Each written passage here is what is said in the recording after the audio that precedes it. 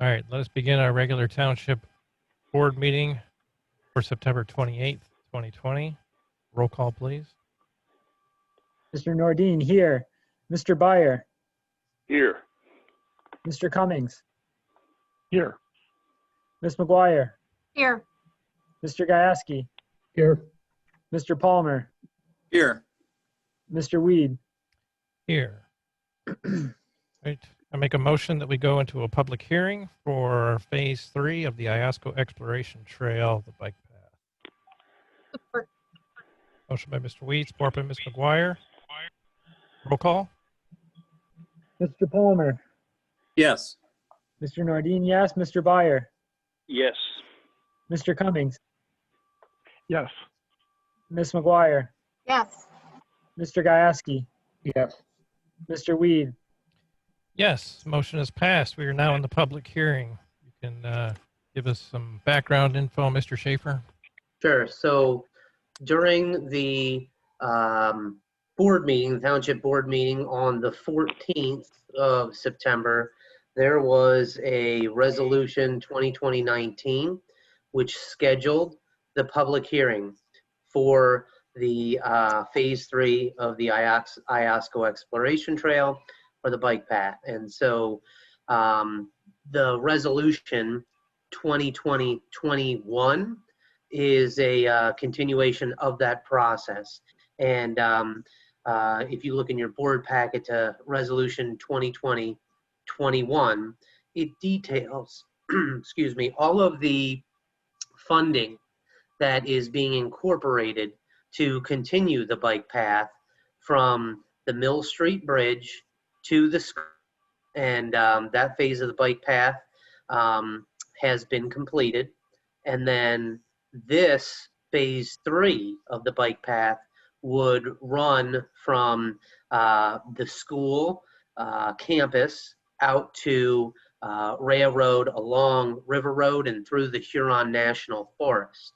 And so the trailhead on the corner of River Road and Railroad out there, that would be the terminus point to phase 3 of the bike path. And obviously, if you go to resolution 2020-21, it details out all of the funding associated. And this is a collaborative effort between federal funds or the Transportation Alternative Grant, the state, the county, and the township. And so all of those funding levels are detailed in the board packet.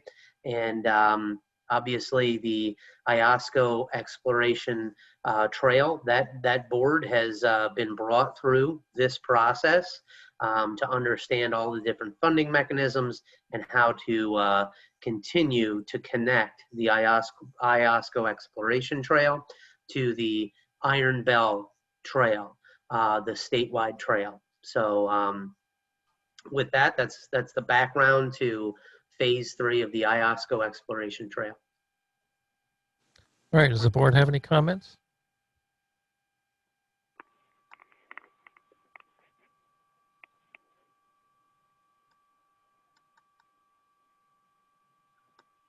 Okay, so now we will go into hearing public comments.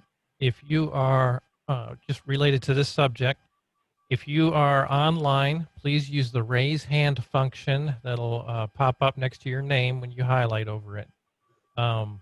If you are on the telephone, you can unmute yourself. So I'll go ahead and prompt it to tell you what the unmute is. And then let me know if you have a public comment related to the phase 3 Iosco Exploration Trail.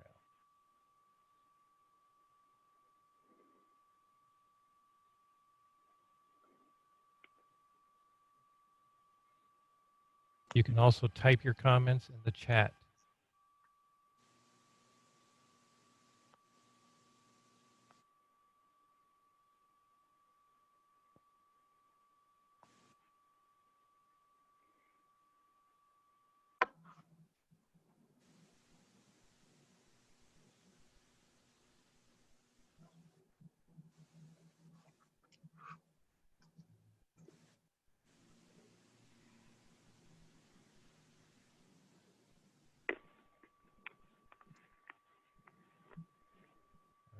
I have one hand raised.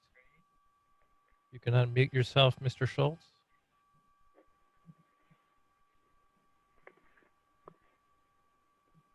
Hi, can you hear me? Yes. Great. Yeah, I totally support and encourage Oscoda Township to continue with the bike trail. I think it's very forward-looking, it's long-term, and I think it's a great thing. I know it's going to be years and years before we reap any benefit from it, but it's going to be a good investment in the long term. And I'm really excited and encouraged that the township has taken this on and got it going as far as it did. So thank you. Thank you.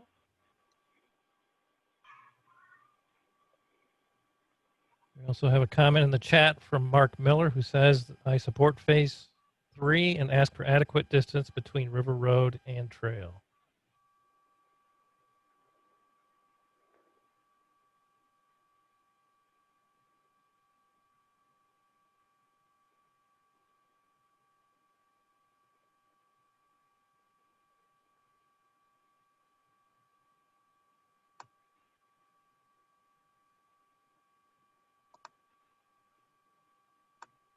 Okay, seeing no other public comment, does the board have any comments?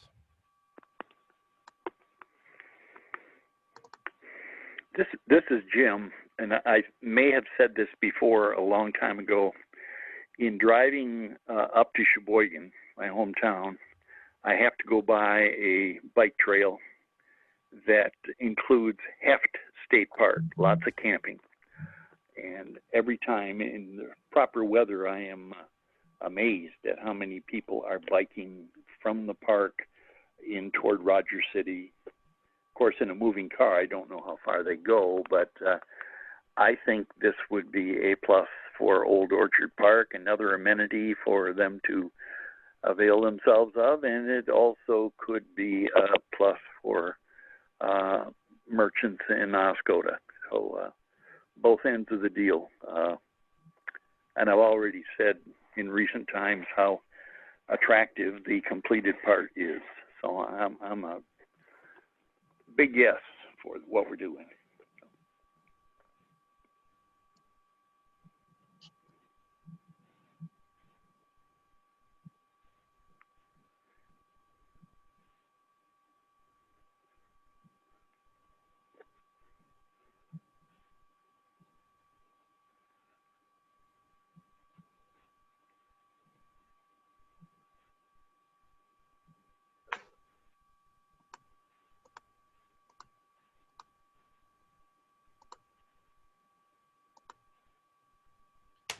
Okay.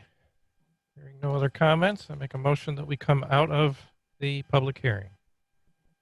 So moved. Support.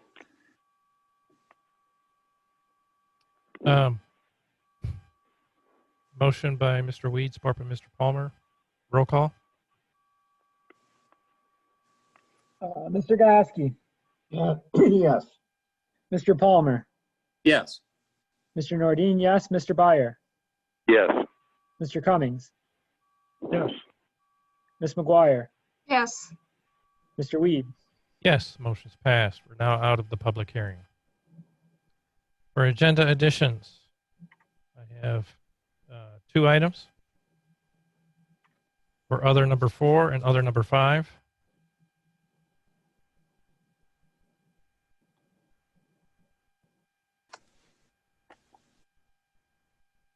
What are the titles? I'll give them to you here in a second. There's some people probably writing.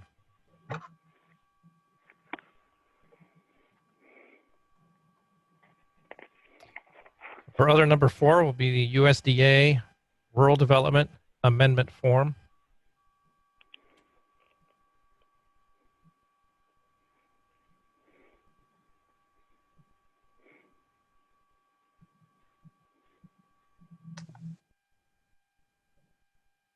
Other number 5, the work session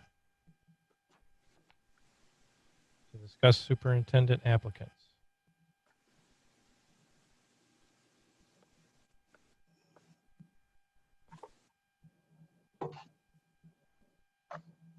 have an agenda addition. All right, what is it? Under the consent agenda, the prepaids, the check run, and the check disbursement report that I emailed to everybody on Friday.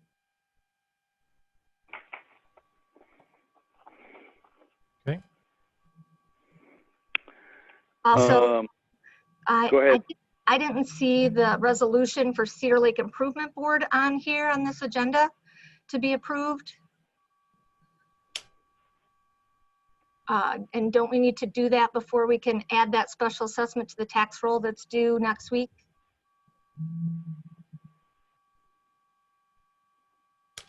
I think so. I think so too.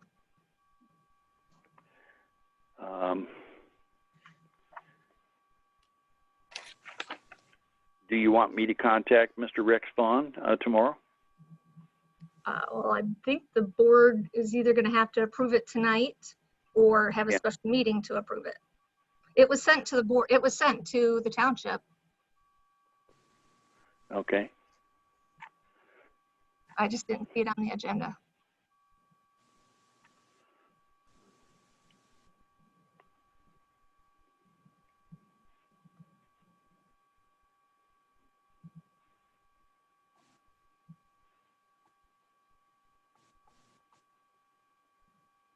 Mr. Schaefer, do you have anything regarding a resolution?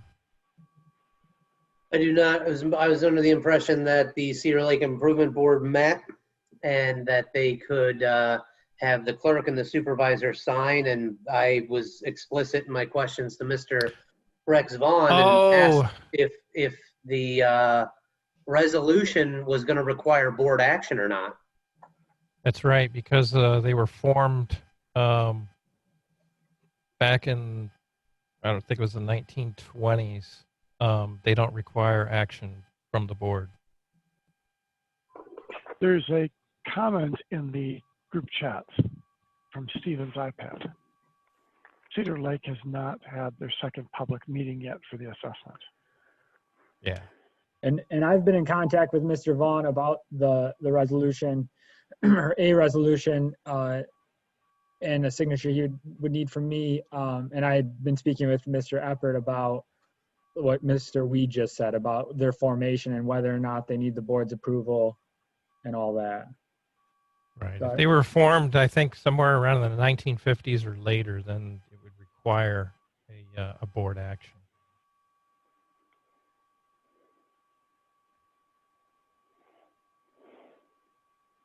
Yeah, when I spoke with Mr. Rex Vaughn, I was that was my main concern, is what is going to require board action and the timing of that, and how am I going to get this in front of the board? And basically after the all the public hearings and everything, was my understanding, he needs to have Cedar Lake Improvement Board needs to have John and sign that it goes to the treasurer for special assessment. But it's my understanding that the board does not need to act after the Cedar Lake Improvement Board has met all of their requirements. Excuse me, on this improvement on the north end, is this assessment going to increase dramatically, or who's picking up that bill? They're reworking the whole north end of that and counted the flow of the water in and out of Cedar Lake. They had the road closed for about 2 months now. Martin, my understanding is that there is going to be no rate increase. There are 2 members of that board that actually live on Cedar Lake and would be affected by this, and I'm one of them. Rex Vaughn is the other, and I specifically asked him, do the rates, have they changed? No. Does it depend upon how much frontage you have on the lake or anything? Nope. So to answer your question, my understanding is there's going to be no big change. Because I know I just had someone come on with the chat, Jim, too, and I knew they did the spillway last year, but I know they're working on the road and that for some reason up there in kind of the lake level and so forth. But if there's not going to be any assessment adjustment something, that's all I wanted to know. Okay.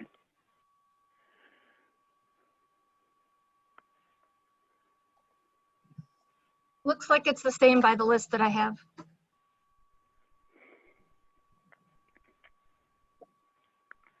Any other agenda additions? Yes.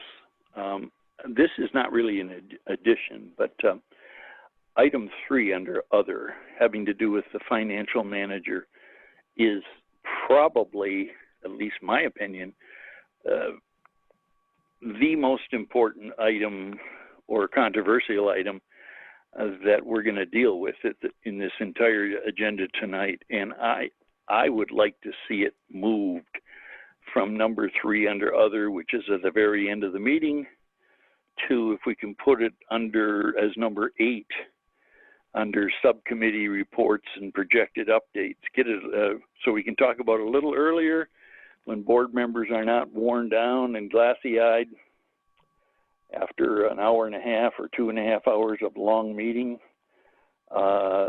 Citizens that want to have a better informed opinion don't have to wait till the very end of the meeting. This is pretty important.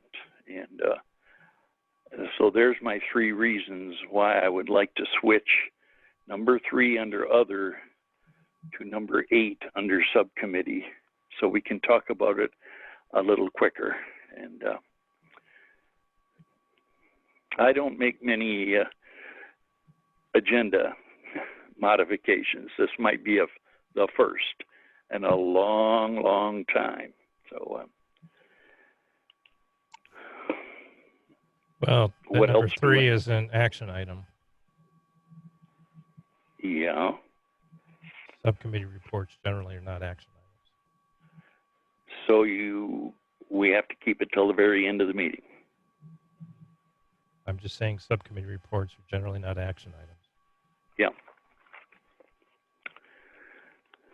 Well, I think they're all pretty important items on the agenda, so okay. I don't have a problem with where it appears on there. What do the other board members think?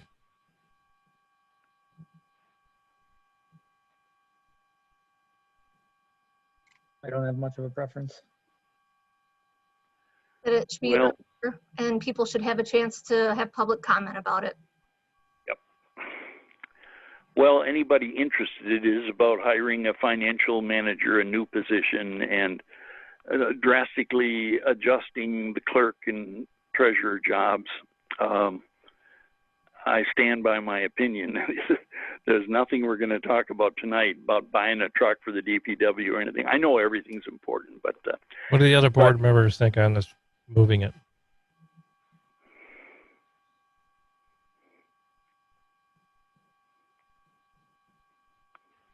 No particular opinion. Maybe move it under reports. I mean, just because it's not under the subcommittee report and project updates, which you say correctly, they're not usually actionable items there. They're just reports. I mean, it would be item G under reports. Then I would be satisfied with that, but it's up to the board.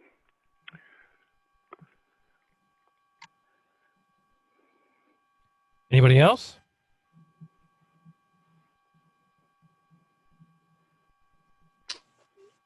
It's fine with me to put it as G.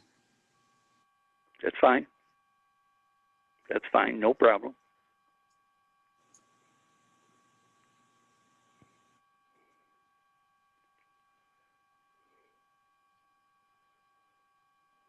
Okay, so I've got the addition of other number 4 for USDARD amendment form, other number 5, the superintendent applicants, and under reports, item G for hiring a finance director, or posting for a finance director.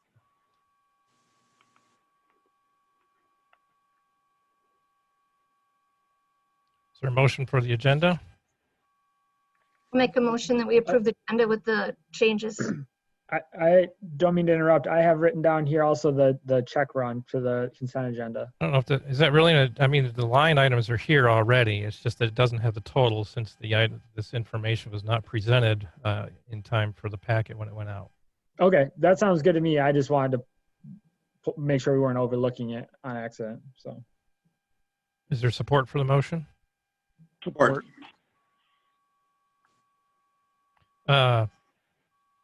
Motion by Ms. McGuire, support by Mr. Nordine. All in favor, say aye. Aye. Aye. Any opposed? All right, on to the consent agenda. Any comments regarding the work session September 11th and regular meeting for September 14th?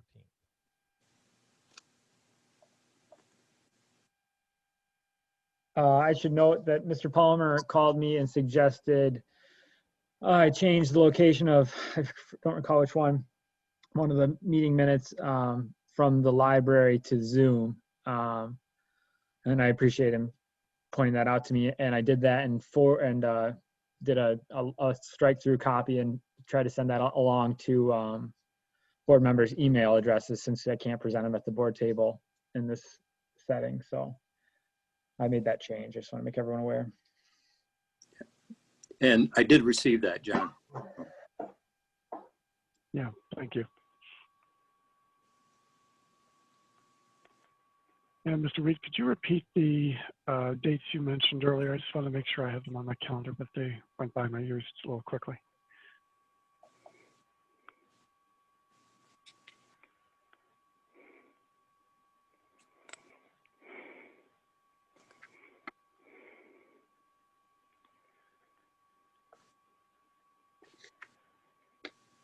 Aaron?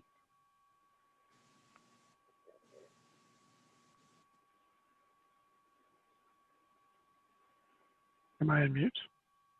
No, I can hear you. Okay. Sorry, I had mine muted. It was September 11th and September 14th. And can you repeat the second one? Because you stated I couldn't hear it. September 14th.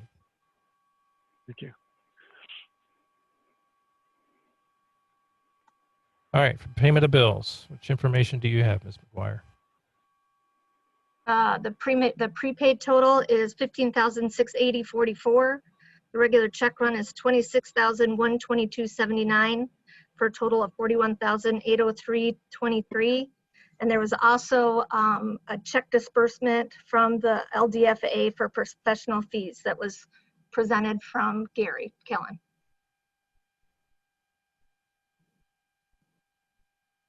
Mr. Palmer did contact me with a couple questions, and I spoke to him this morning.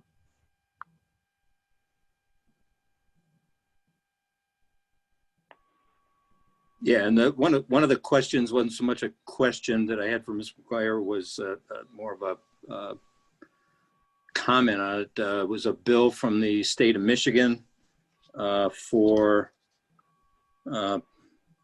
activation fees for our police portable radios. I don't remember ever seeing a bill like that. Ms. McGuire advised me that, we haven't changed radios in a long time, but that fee, they wanted to charge more, I believe, and got down to $1,500.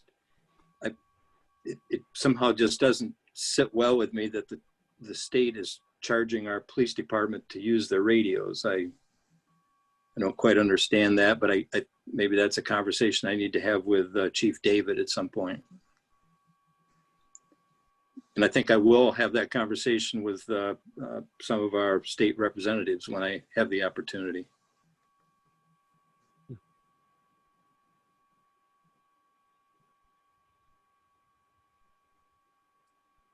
Any other comments on the consent agenda?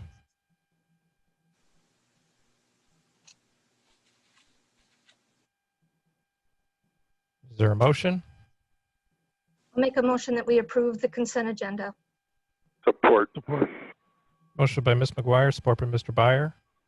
Roll call. Mr. Nordine, yes. Mr. Gajewski, Yes. Ms. McGuire, Yes. Mr. Byer, Yes. Mr. Cummings, Yes. Mr. Palmer, Yes. Mr. Weed. Yes, motion's passed. Subcommittee reports and project updates. First one's the update from Ascension Hospital.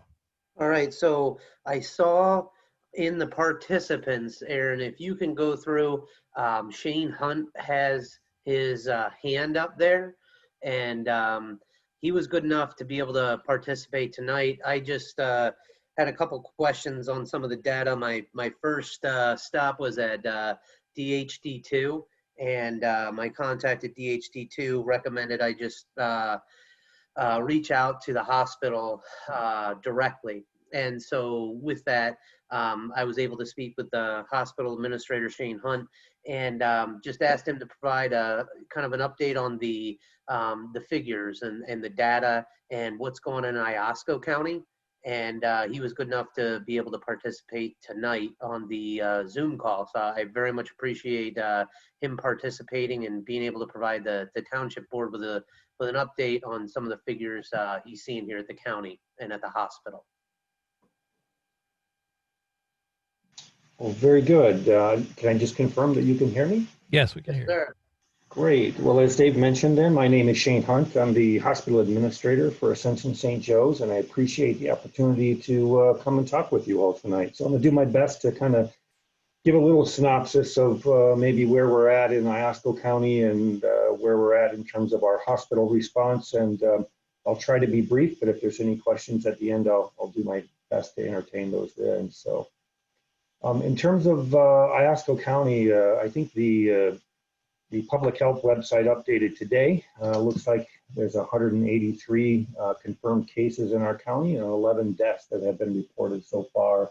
I think there's a handful of others unconfirmed cases and maybe one additional unconfirmed death that's being looked at for Iosco County.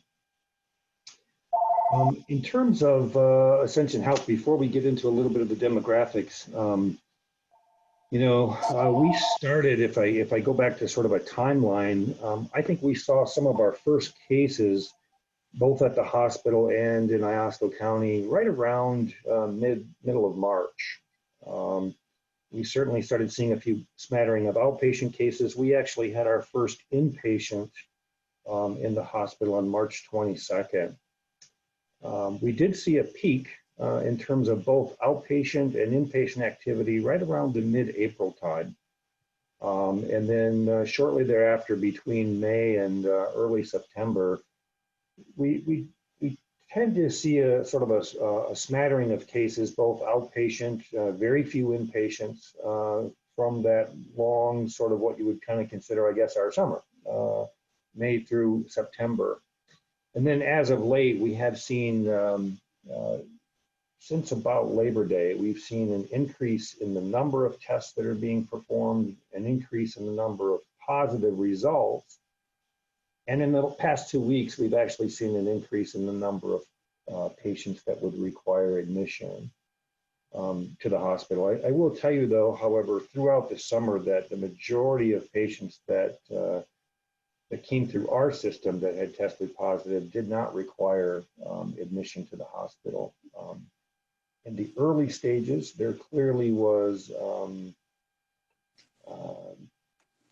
the number of patients that were admitted seemed to be related to patients that were in an extended care facility and those sort of situations. We have not seen that recently. Recently, what we've seen is more of an older population, older segments of our population, not in the extended care facilities that are requiring admission. So if we look at just demographics, what we see at the hospital sort of matches what you can find out there on the state website as well. And it's sort of opposite ends of the spectrum. For us, the two largest populations of all cases, now these would both be, these are just patients who have tested positive for the coronavirus. Under the age of 39 represents about almost 38% of all positive cases are under the age of 39. About 29% of the positive cases in our county here would be over the age of 70. So it's kind of at both ends of the spectrum. When you think about patients then that are requiring admission, clearly there's those patients that are over the age of 60. Over the age of 60 is about 28%. Over the age of 70, it represents about 50% of all the admissions. All other age groups combined, they're in that sort of 7%. So, so what can we glean from that? I think the things that we can glean and the data that we see at the hospitals, again, seems to hold true with what the state website suggests. In terms of being positive, the disease itself doesn't really discriminate against the traditional genders of male and female. However, you would see in the data that female patients tend to have a higher rate of positivity. Male patients, however, tend to require hospitalization more often than female patients.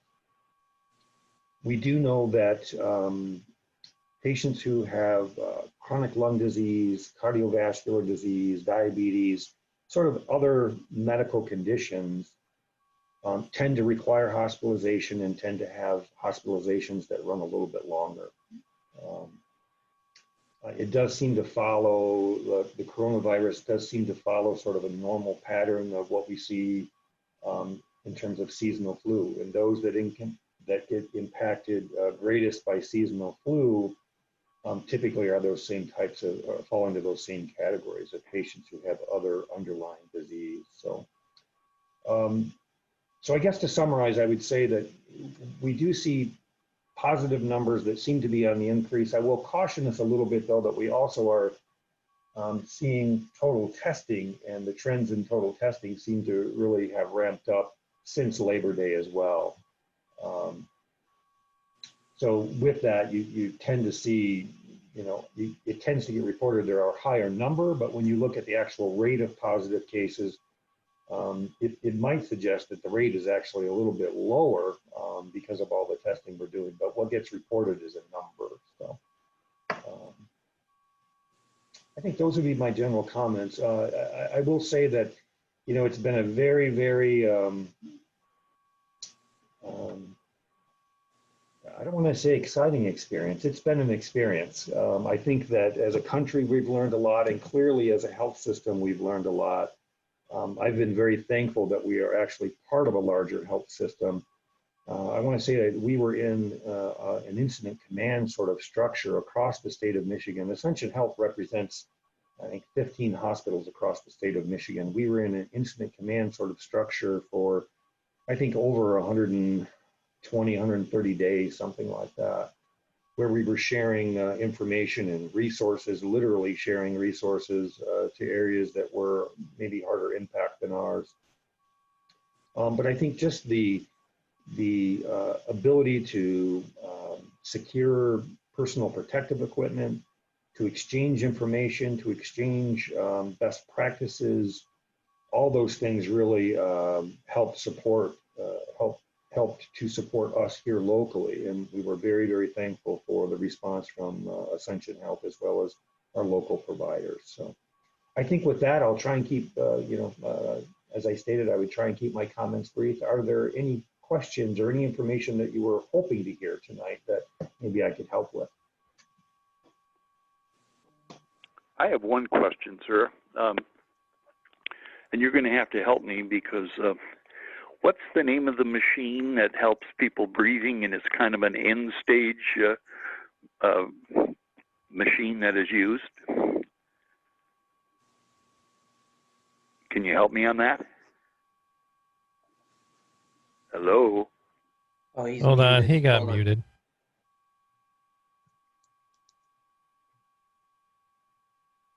There we are. Sorry, can you hear me now? Yeah, Yes. is it not letting you unmute yourself? It is not, and I muted because our practice in meetings here is if you don't mute yourself, you get a lot of background noise. So Because I have the settings here to allow participants to unmute themselves.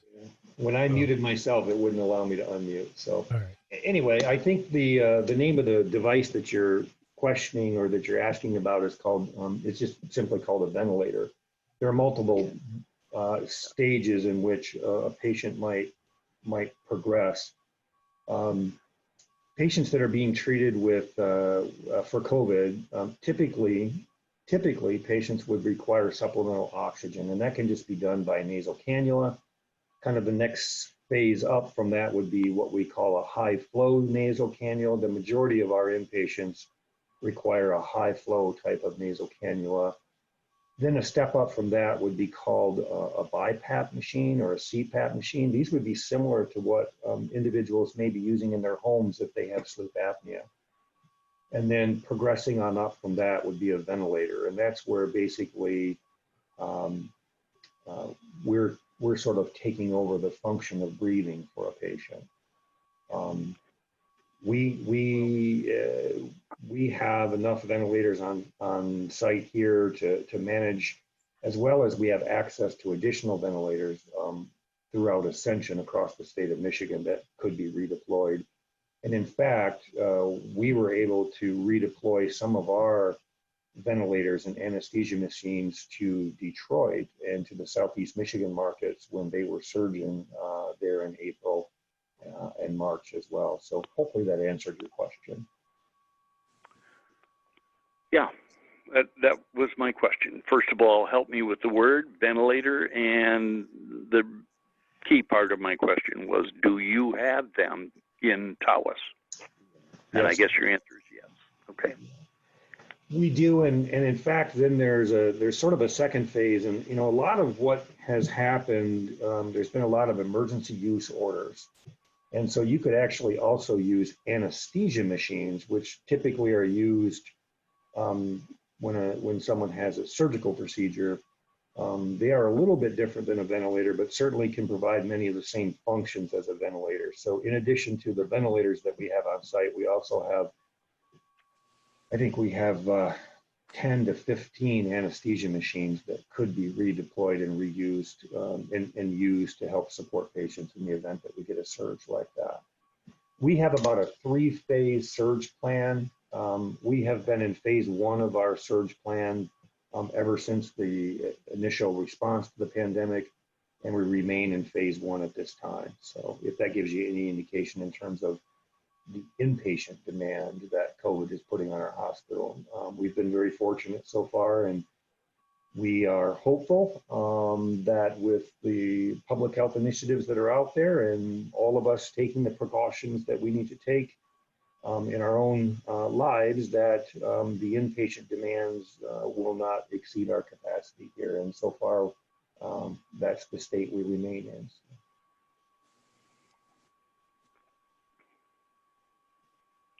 Any other questions?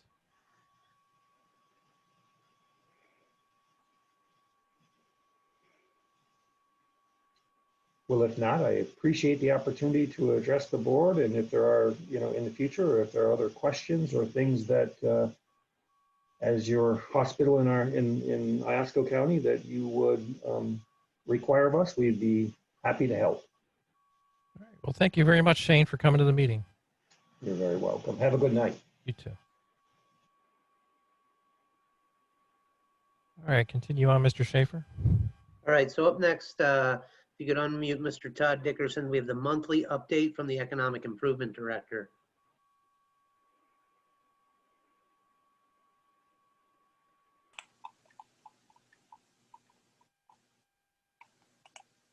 Good evening, everybody. Hello. Can you hear me okay? Yes, sir. Excellent. So you got an action-packed agenda. I will maybe try to be a little briefer than usual, but as always, if you have questions, some burning desires you want to know about, please ask. But let me get through this as quick as I can for you. So starting with the dashboards, you've got a little modified version of the dashboard. I've actually included 2 extra project pie charts for you, but going through the first page, we've got Play Sleep in the Play Sleep downtown. Nothing wild and crazy to report, but we are incrementally increasing our completed projects. So, I mean, that's positive. We're up to 36% complete in Play Sleep and 26% in the downtown. And right now we're recording 47% complete in the RRC. And as I've noted over into the right of that chart, we have 18 tasks that are we've been moving along the last couple of months. I think they're all going to hit at once in terms of us being able to put them in front of the MEDC.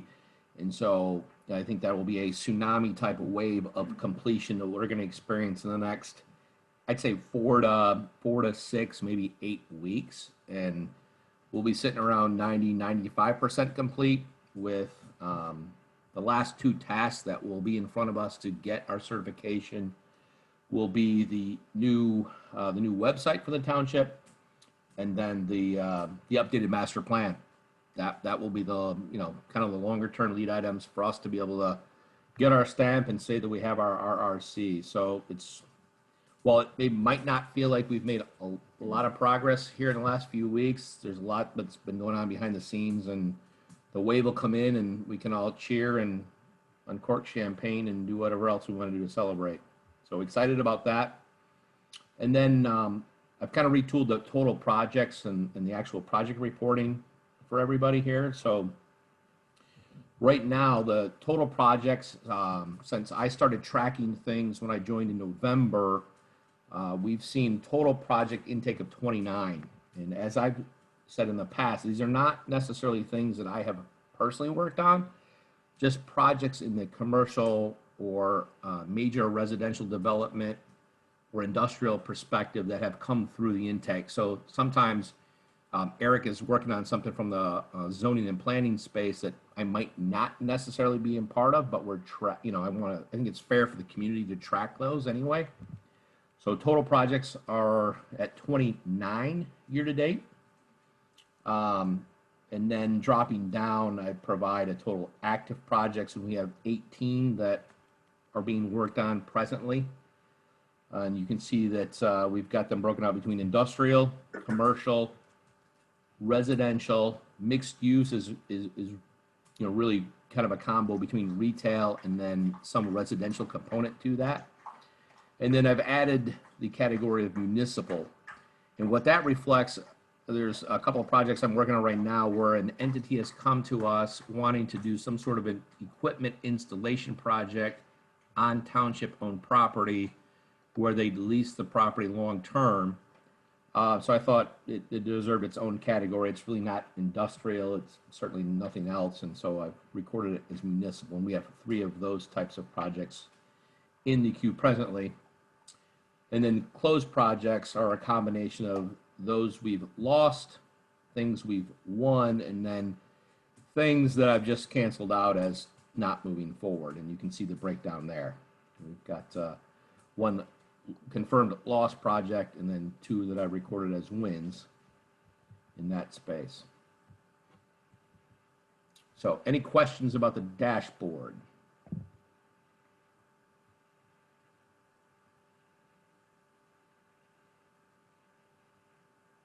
All right, not hearing any. Activity recap. Again, maybe it doesn't look like much, but I'm trying to be brief, and there's a lot going on. But not to bore people with all of the details, I think we're very close to having that economic development microsite put together and going live. I had a project management meeting this morning with the vendor, and I'd say we're at 80% complete. I'd like to think in the next 1 to 2 weeks we'll have something live there. So that's good. And Ryan and I are trying to kind of finalize plans for this downtown summit. Our goal for having these follow-up summits will really get stakeholder input and surveys out for a potential art strategy for our plans for 2021, as well as put together a facade grant program for 2021. So I still think we're in limbo in terms of if we can actually meet in person and have groups of folks together. But at a minimum, I'd like to have those surveys out so we can keep moving forward with our strategies. And then we'd also like to do a Wordsmith Business Roundtable on the following day on October 21st. We have confirmed 27 participants as a follow-up to our North American Space Summit. We have them in town tomorrow for a luncheon, then a tour of the airport, and then tour of other development opportunities or asset investment opportunities that all fall in line with the FAA licensure. So 27 people confirmed for that. That's a pretty good turnout. Based on our RSVPs from the summit, I would have guessed we would have had 15 people show up, and we've got 27. So that's a pretty strong showing, I think, and certainly shows there's a lot of interested and enthusiastic participants around the spaceport. Grant programs and things that we are currently working on. The subcommittee for the Site Ready grant received, I believe it was 5 or 6 statement of qualifications for civil engineering services related to this MEDC Site Ready grant. We've shortlisted 3. I sent a letter to those 3 groups on Thursday asking for a cost proposal.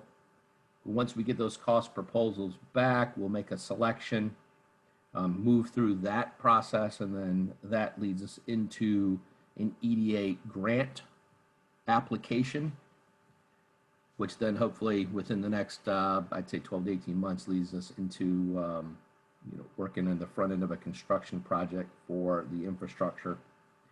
And then the last note there under grant pursuits is kind of a last notation from the MEDC relief grant that I worked on. As part of that whole grant program, there was set aside for administration fees related to the work that was done. And so the Township of Oscoda received a check from the Alpena, or from Target Alpena, which is the grant administrator for our region, for just over $23,000. I don't have the specific amount in front of me, but we were awarded that grant for my efforts and my work and the sweat equity we put into that grant program. So that's in our system. At some point here in the very near future, I'll approach the board and ask that those monies be put towards our facade grant or our art grant programming, since it's kind of found money for us to bolster that effort. Couple are just a little, some highlights here. Pumpkins in the Park, October 10th and 11th at Furtaw Field, in the middle of getting that event heavily publicized. And then the Hunter Widows Wind Down on November 14th at the Huron Shores Artisan Hall. And then my last note here is multifamily housing. We've got the market study in, at least in draft form. I think Mr. Schaefer is going to be talking about that a little later. And then we're working on what we'll do as a potential site plan for investors that lead us into what I foresee as a developer RFP. And I will tell you, I have over 100 developers and contractors in the space queued up that we can send this RFP out once we get the site plan figured out and on paper. So, hope I was brief. That's my update. Great. Thank you very much for the information. Yes, thank you. That all looks great. Yeah, thanks for all your work on that. We're making good progress. Thank you. All right, the next is the update on Old Orchard Park, the soil erosion project. Aaron, if you could unmute Rick Freeman. He's been in contact. Unfortunately, we did not get any bids back for the soil erosion project. And so Roe's been reaching out to the contractors as far as trying to understand what's going on and the next steps with this project. So I'm going to turn it over to Rick so he can kind of give an update of what he's heard back from the contractors. Good evening, everybody. At the last meeting, just kind of reiterating what Dave just said, we did not receive any bids back on September 8th for the Old Orchard drainage improvements and erosion control down at the along the river's edge. We reached out to, based on the contractors that we sent out a copy of the package to, we tracked down the one contractor that came into the township, got information. There was a total of 6 contractors that had expressed interest. We were able to reach out and talk to 4 of those 6 contractors, and it basically boiled down to 2 items that were consistent in coming back. We had the project schedule obviously getting started this fall and ramping up by the end of the calendar year, with possibly some minor restoration in the spring. That was kind of in consensus with Al and Gary out at the campground, and so as not to impact the season out there too much. But what kind of a compounding factor, as we're all aware of the high lake levels along Lake Huron and such, and actually across the entire Great Lakes footprint. 2 things. One, the contractors that would be interested in this work have the ability to do this work relatively local to the site. Basically, their schedule for this fall was booked solid. They didn't have any wiggle room in their schedule to take on any more work.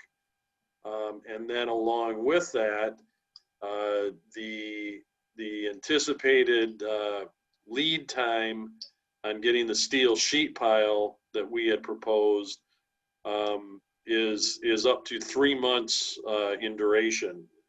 And again, the contractors in this area, the smaller contractors, this not being a large project, did not entice any contractors statewide to get involved who might have steel sheet pile in their warehouse. So the combination of those 2 items basically led to the fact that we did not receive any bids on the project for this fall. So with that information, I have a couple of weeks ago, I kind of, after the last meeting, I contacted and talked to Al out at the park, and mentioned to him kind of what we were looking at, and for him and Gary to consider, and at that time we didn't know exactly what the reason was, but to consider what impact there would be to the operations out there if we completed this project, bid it yet this winter, and now with understanding that maybe the 3-month lead time on steel sheet piling, this project would be under construction in the early part of next year's opening of the campground, or possibility of, can we get by another summer, still go ahead and advertise and bid it, this winter, but have the startup at the end of the season next year, and do it in the fall like we were planning this year. So I have not had a chance to follow up with them on that, and obviously relay this information to them. I will take care of that between now and the first meeting in October, and based on that, I will come back with a recommendation on how to proceed in advertising and bidding this project to get it completed sometime in 2021. Any questions?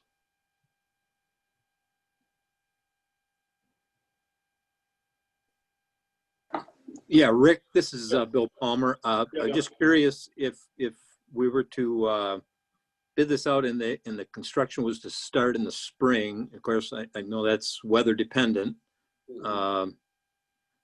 How much of an impact, if you talked to Al out there, how much of an impact would it have on the campers in doing this project? Would that inhibit that out there, in the early part of the season like that?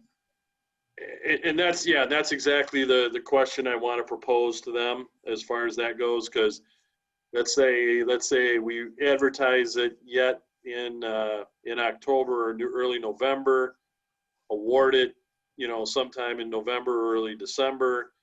Contractor could put their order in for steel sheet piling. If 3 months is the window, they would have it sometime maybe the end of February, early March. And then you're right, depending on weather, they could get in there I would see that the greatest impact to the campground or the activities out there probably would be that shoreline sheeting and redoing that deck and the stairs. The drainage up top of the beach, that could go in fairly quickly and probably not nearly as impact as much of activities, as long as we steered it away from, obviously the beach, which would probably not become too overly busy until maybe Memorial Day. So yes, those are all things that I want to discuss with them and see. And that right now, if I had to guess, that would probably be the approach that we would take. But again, I want to get their input on, what that would do in the spring, and then hopefully we would have a relatively mild spring so that it could get started even earlier. The steel sheet pile installation is probably once the material gets to the site, probably a 2-week duration, and then building the wood deck and the stairs will probably take the longest amount of time, probably about a month's worth of time getting that all constructed and restored. So theoretically, we could have this thing in and operational, maybe by the 1st of May, depending on the weather. So it shouldn't impact the campers out there to a great degree then, if the weather cooperates in the spring at all. Correct. The only thing is what they rent the boats and the canoes and the kayaks and stuff down there by the sheeting and stuff, that might have impact that business, but not the campers. Yeah. Okay. Thanks. Yep. Any other questions, concerns?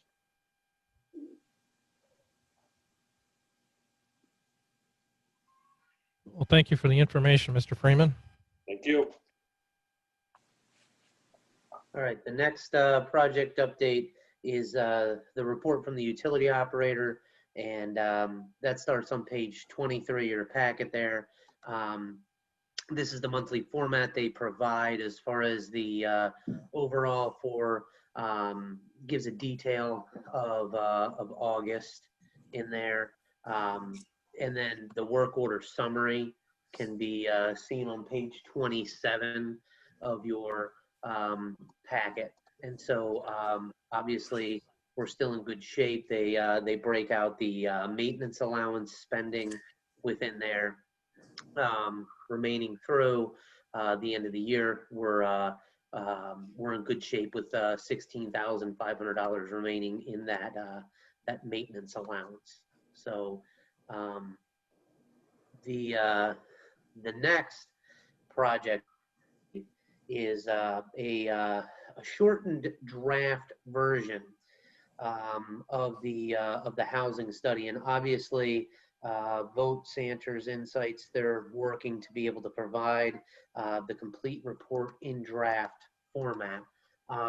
What I have in here is a draft of section 8, which is the housing support analysis. And this is the demographic information pulled out of the census tracts associated with the primary market area. And the demographics, you'll see information through your packet. The table I would draw your attention to is on page 39 of your packet. And on page 39 of your packet, it talks about workforce apartment housing, the demographic support analysis. And in there, the demographic support, it talks about the renter households and the income range of those renter households, as well as the 1, 2, 3, and 4 person renter households associated. Now, what you'll see in there, the targeted renters, okay, when they're talking about workforce housing, the targeted renters are in the income range of $25,000 to $60,000. And you will see that in the far right column of the table. And so to just kind of cut to the chase, as far as their methodology, there's going to be a lot more information provided that details this the methodology. But basically, they're figuring that the market units that they can capture the total demographic results in an estimated demand for 140 to 185 additional new conventional multifamily workforce apartment units that could be supported by 2025 within Oscoda. And so obviously there is a pent-up demand for market rate housing. And the draft report will go out to the board for review, but basic analysis saying that there is demand for additional new multifamily workforce apartment units. And so obviously we cannot get these units built overnight. And so, you know, and I don't think we're going to get 140 to 185 additional units, say, on one place. And this is going to have to be multiple pieces of land, and definitely a variation in the unit type that is offered. But obviously this study in the draft format here, this excerpt from the housing study, is going to be able to show that there's demand for additional new conventional multifamily workforce apartments. So as I get the final draft version of this report, I'll send it out to the board. Obviously, this is all public information. We'll be able to put it out there so we can market this to developers and obviously some people that are in the multifamily housing business. And so what the Economic Improvement Director alluded to before is kind of packaging this demand with a rendering of potential units within Oscoda to be able to pitch this to investors and be able to get some costs in front of them so they can understand their return on investment and how quickly they can make their money back on the investment. So obviously more information to come on the draft housing study.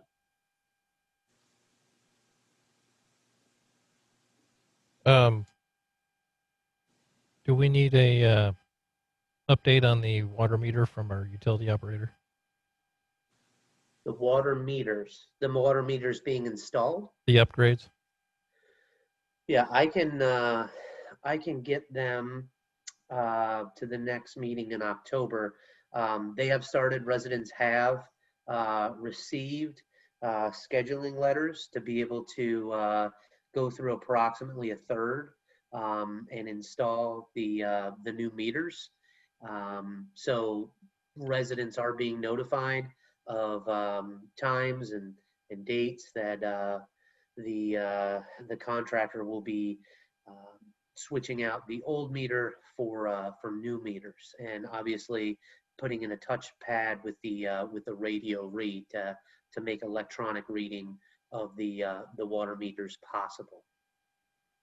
Okay, if I can have Doug Moen go ahead and provide some additional information on that.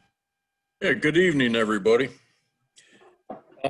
Basically, we're in the first phase of a 3-year project and replacing the meters. HydroCorp, like Dave said, reached out with letters, and then they should be installing them next month. Start that phase.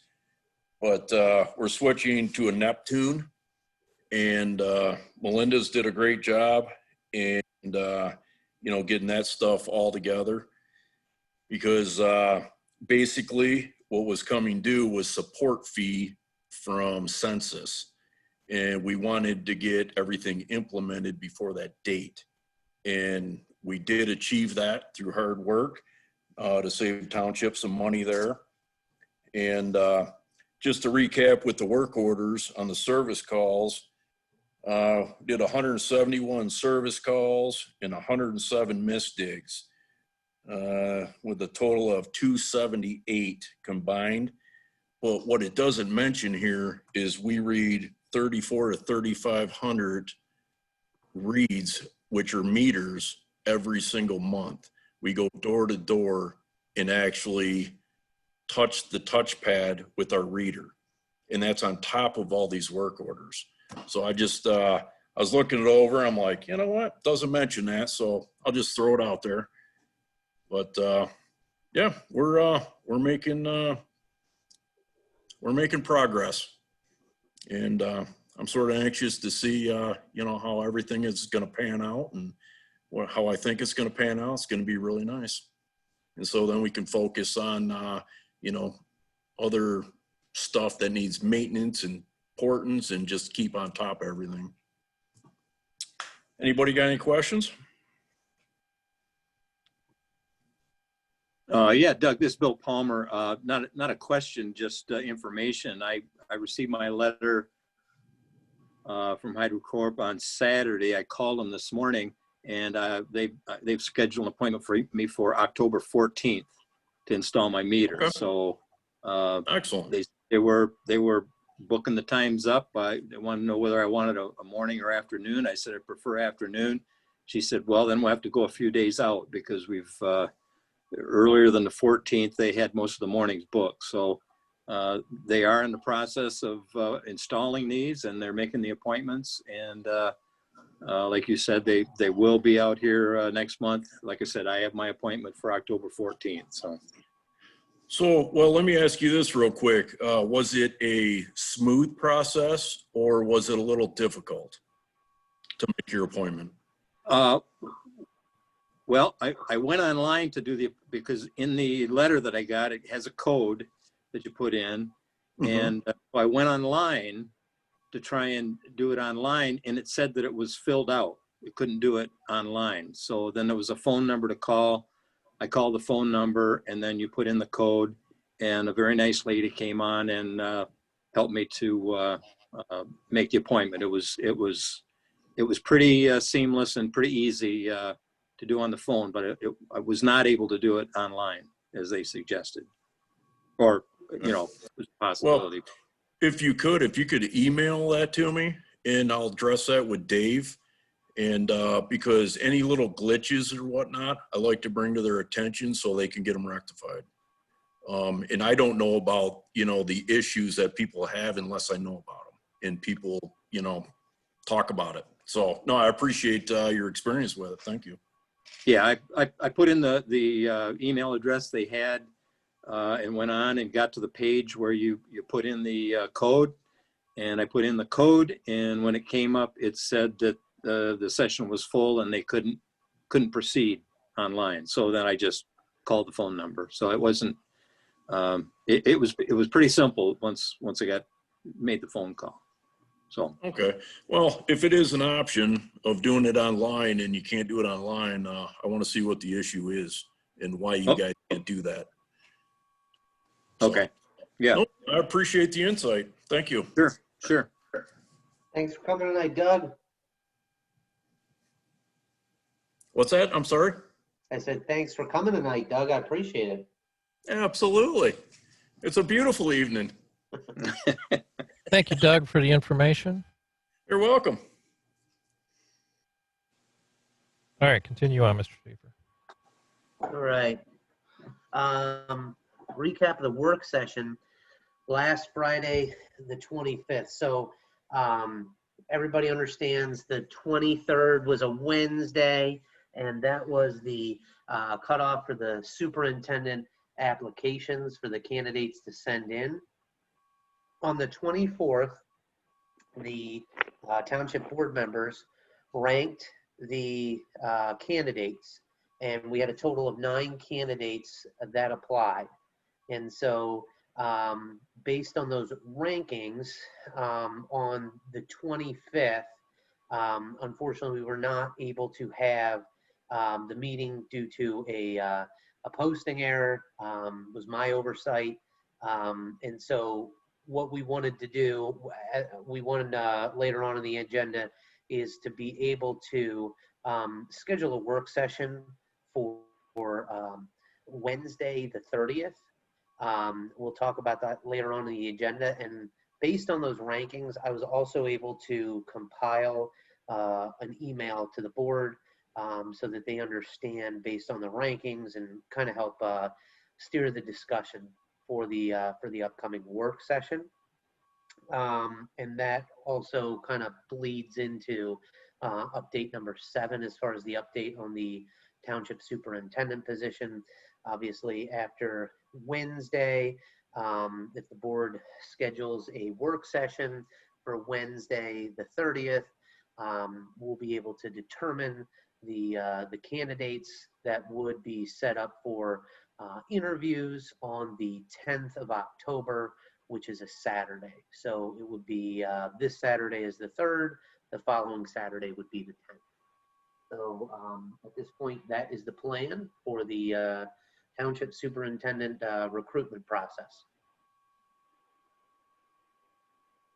Dave, is that Zoom meeting for the interviews open to the public? I guess Yeah. that's what the township board is going to have to discuss on Wednesday as far as the work session, and if the board prefers in person or Zoom or how we want to do this. I know last time it was a one interview process, but I don't know how the township board feels about moving forward. If we want to do in person, if we want to do Zoom, and that's, I guess, part of the process on Wednesday, the work session to determine how that would be, how it would be done for the first round or multiple rounds of interviews.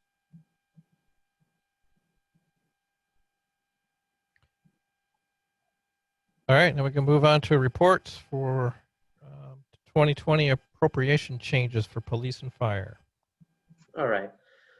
So your packet contains an email dated the 18th of September from the Executive Secretary regarding the First Responders Hazard Pay Premium Program, or FRH PPP, and the award announcements for applications received as of the 9th of September 2020, and the FRH PPP program overview from the Department of Treasury.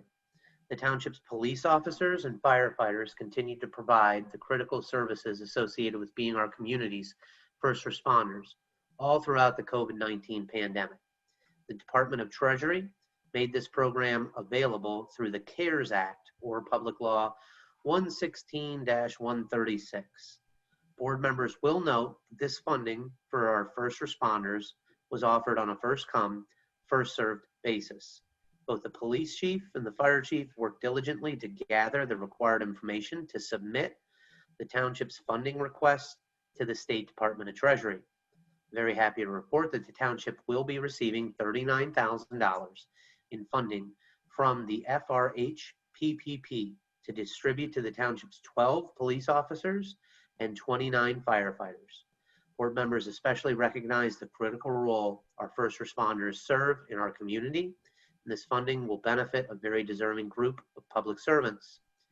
No expenses associated with the COVID-19 pandemic were built into the township's 2020 appropriations. The deadline to distribute the FRH PPP to our first responders is Wednesday, the 30th of September. Therefore, the $39,000 would be distributed $10,000 for Police Fund 207.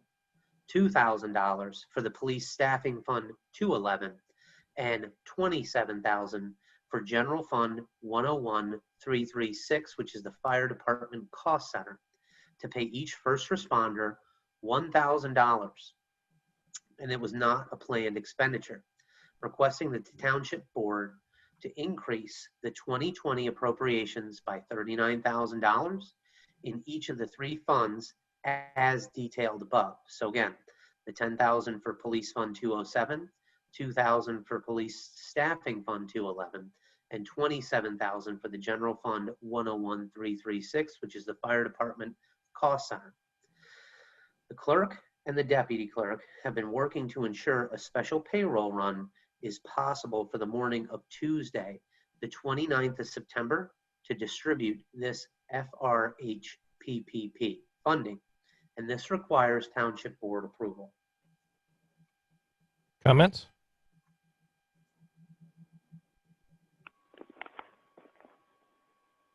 Well, I'm I'd really just like happy to to say I see think this. it's a wonderful program, and I'm very happy that we were awarded this. I wish it were more, but I think this is a very good move through the CARES Act that we were able to get this money and can pass this along to our police officers and firefighters. I echo that sentiment. I think this is great that we found this. Was it who actually found this? I mean, who actually started working on this? Was it you, or was it the police chief and the fire chief? You said they worked on it once it was. Well, let's just say, obviously the first responders were aware that you know, hey, this is in the mix for the CARES Act. You know, Treasury put that guidance out, and as soon as Treasury put that guidance out, you know, they were ready with, okay, let's look at this. And obviously the executive secretary, myself, and the chiefs, we needed to understand what information we needed to get together. As soon as we saw it was first come, first served, that was on the hurry up. We wanted to be able to get in and make sure that the first responders really get this. And so obviously it was a group effort by all. And you mean state treasury, right? Yeah, the Department of Treasury.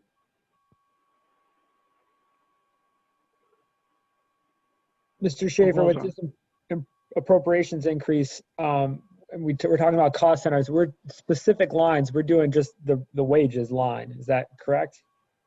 Yeah, if there's any other lines, you know, throughout the payroll process that you would need, you know, we can coordinate that as far as the distribution of what needs to actually get increased. And obviously, you know, you're going to have X amount of dollars associated with the, you know, the Social Security. This is going to get run like a normal payroll. Yeah. So if you have that distribution, obviously we want to make the $39,000 that net increase jive with what you need in payroll there.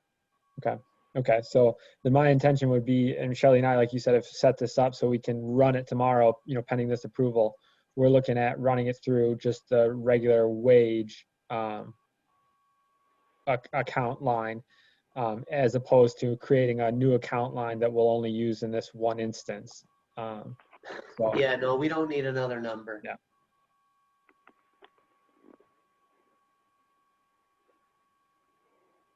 Any other comments or a motion?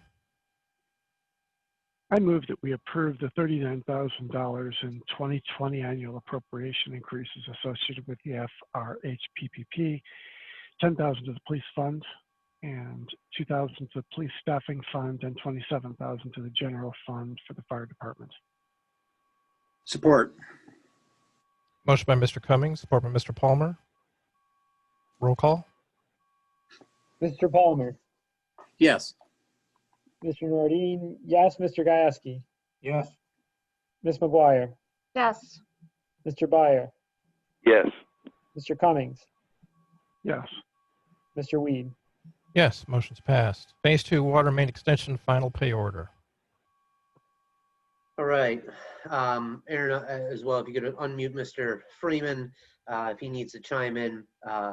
Board members will remember pay order number 3 being approved at the Township Board meeting the 10th of August, 2020.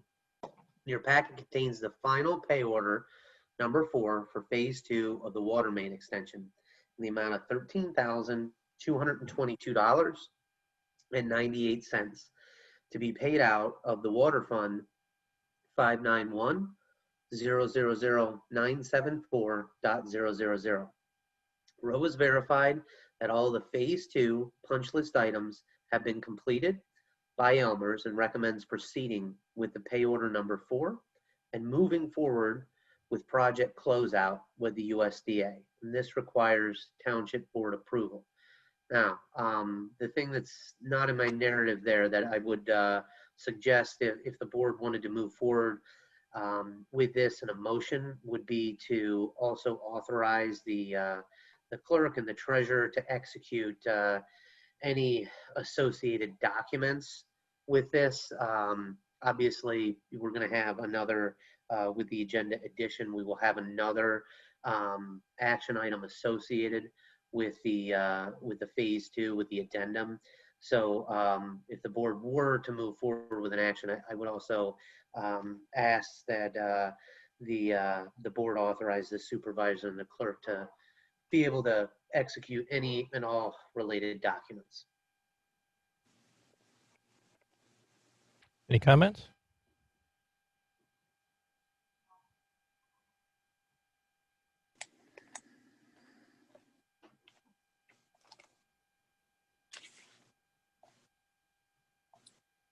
there a motion? Yeah, I'll make a motion to approve the final payment to Team Elmers for Phase 2 water main extension in the amount of $13,222.92, and to have the township clerk and supervisor execute any and all documents pertaining to this.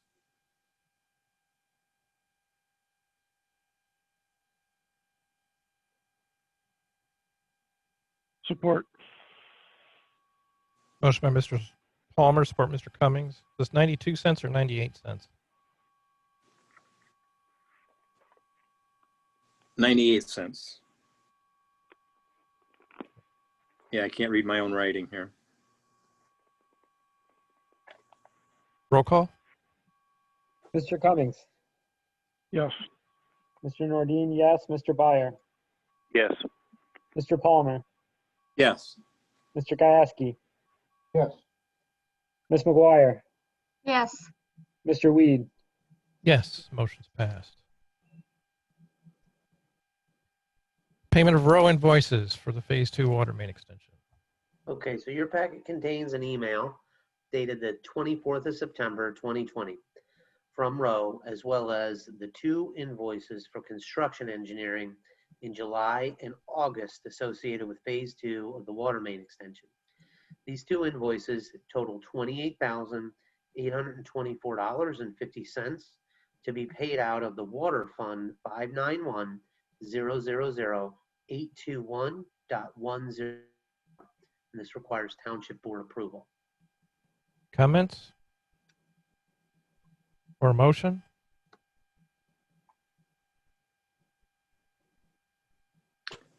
Yeah, I'll make a motion to approve payment of July and August invoices to Rowe Professional Service related to Phase 2 water main extension in the total amount of $28,824.50.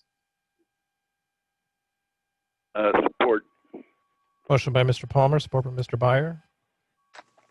Roll call? Ms. McGuire, Yes.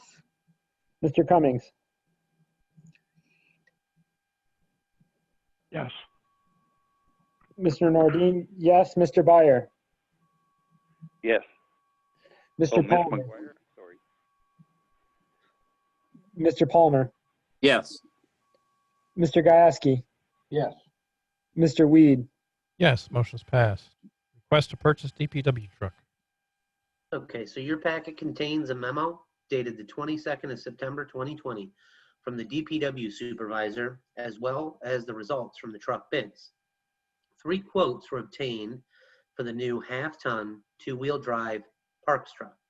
The DPW supervisor is recommending the township board approve the $25,175 bid from Zubek Ford to be paid out of the Public Improvement Fund 245-980-980.000. As explained in the memo from the DPW supervisor, Zubek Ford's 8 weeks delivery schedule is much more favorable than other dealerships. The COVID-19 pandemic has pushed back many orders of vehicles from dealerships, and Ford is not an exception to this issue. Board members will note that the truck purchase is part of the 2020 capital improvement plan, and this purchase requires Township Board approval. Comments?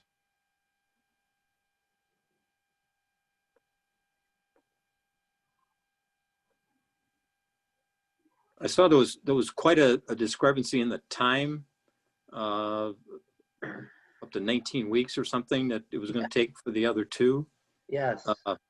Is it critical that we have the truck in a shorter period of time, or just to have it so that it's in 2020 to be under the 2020 capital improvement plan? So yes and yes, Bill. We, we would like the truck, sooner rather than later. Obviously, grass season and fall season are still going, and the DPW is obviously trying to make preparations for the snow season.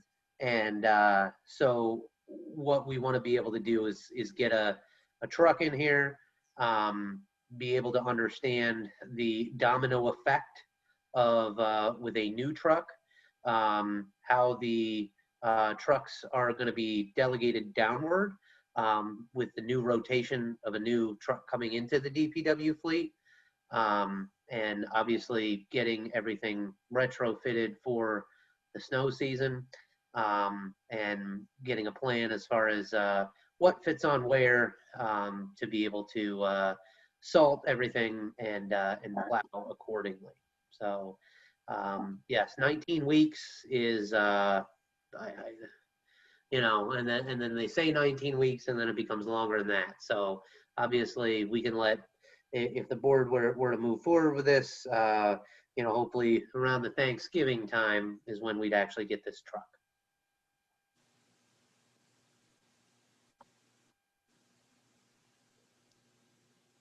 Well, and I'm always in favor of doing business with our local businesses. I think I've said that many times in the past.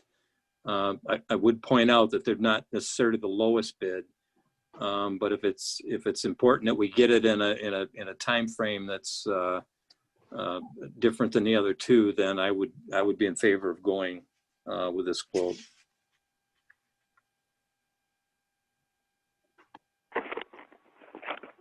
If, Bill, if that's a motion, I would second that. Well, I was see if there was any more conversation about this, but yeah, I'll make that a motion to approve the DPW request for the new truck in the amount of $25,175 from Zubek Ford. Your support? I support Jim. Motion by Mr. Palmer, support by Mr. Byer. Roll call. Mr. Gasky, Yes. Ms. McGuire, Yes. Mr. Byer, Yes. Mr. Cummings, Yes. Mr. Palmer, Yes. Mr. Nordine, yes, Mr. Weed. Yes, motion's passed. Proposal for tax abatement policy consulting services. Okay, so your packet contains a $6,820 proposal to be paid out of Property O&M Fund 236-266-801.000 for professional services from Mission North associated with delivering an amended industrial tax abatement policy and the creation of a new commercial tax abatement policy. Board members will remember approving the advertisement of the RFP for tax abatement policy consulting services at the regularly scheduled Township Board meeting, Monday, the 24th of August, 2020. The AIC has reviewed the proposal and recommends the Township move forward with completing this work with Mission North. Township Board members will note that this work is a component to achieving RRC certification and will also greatly impact the efforts of the EIC in redevelopment or reuse of vacant buildings or aging buildings in the State Street Business and Neighborhood District. Furthermore, policies such as these are commonplace in communities Oscoda competes with for investment projects. Your packet also contains the template professional services contract agreement that will serve as the basis for the contractual relationship with the township and Mission North. This amount is within the township superintendent's purchasing limits, but is still being presented to the township board for approval. If approved by the township board, Mission North is prepared to execute the professional services agreement and begin work immediately. Comments?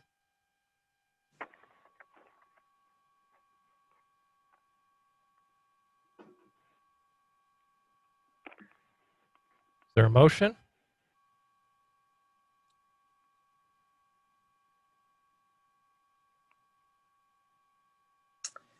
I'll make a motion to approve the tax abatement policy consulting proposal from Mission North in the amount of $6,820 and for the township clerk and supervisor to execute any and all documents required. Support. Motion by Mr. Palmer, support Mr. Cummings. Roll call. Mr. Byer, Yes. Mr. Cummings, Yes. Ms. McGuire, Yes. Mr. Gieske, Yes. Mr. Palmer, Yes. Mr. Nordine, no, Mr. Weed. Yes. Motion's passed. Proposal for website redesign services. All right, so your packet contains the proposed RFP for website design and content development services, approved by the board at the 27th of July 2020 meeting, the bid tabulation worksheet of the responses. A working group of Supervisor Weed, Trustee Cummings, Superintendent Schaefer, Economic Improvement Director Dickerson, Executive Secretary or Webmaster Klein, and the CDAM fellow Mattis convened to consider the responses, with discussion of costs as well as the necessary services and additional options services presented by each response. After thoughtful consideration and discussion of the submitted bids, Revise Government Websites was selected as the preferred vendor for website design and content development services. The Revise response and RFP is also included in your packet. Board members will note that website design and content development services costs are $8,215 with a go live average of 17 to 23 weeks. The annual fee is $1,800 for technical support, security updates, and website hosting fees, all to be paid out of the General Fund 101-299-801.000. Board members will also note that Revise provides a free website design refresh after year 4 of website annual services if the township signs a 5-year agreement. Comments?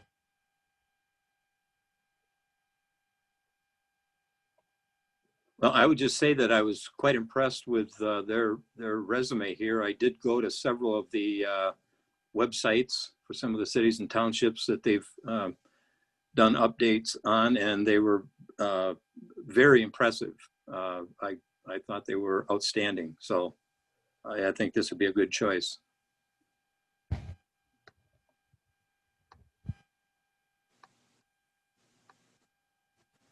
Yeah, this particular vendor was neither the most expensive nor the cheapest, but seemed to be the one with the best value when they described what their services were and what they did. And we looked at the quality of the work on the other sample websites that they provided as examples.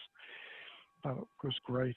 I think there was also another comment that Tammy had mentioned that had to do with how easy it was to update the website or the web pages, that there was an interface that was easy to use, which didn't seem to be the case with at least one other provider. So just thought it was I thought it was a good turnout, even though we only had the 3 vendors. It just looked like a good find.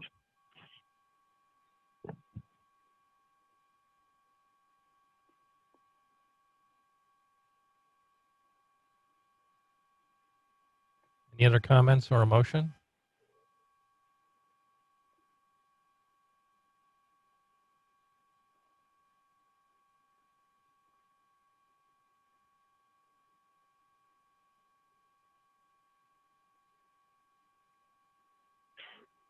Well, I'll make a move that motion we to approve the,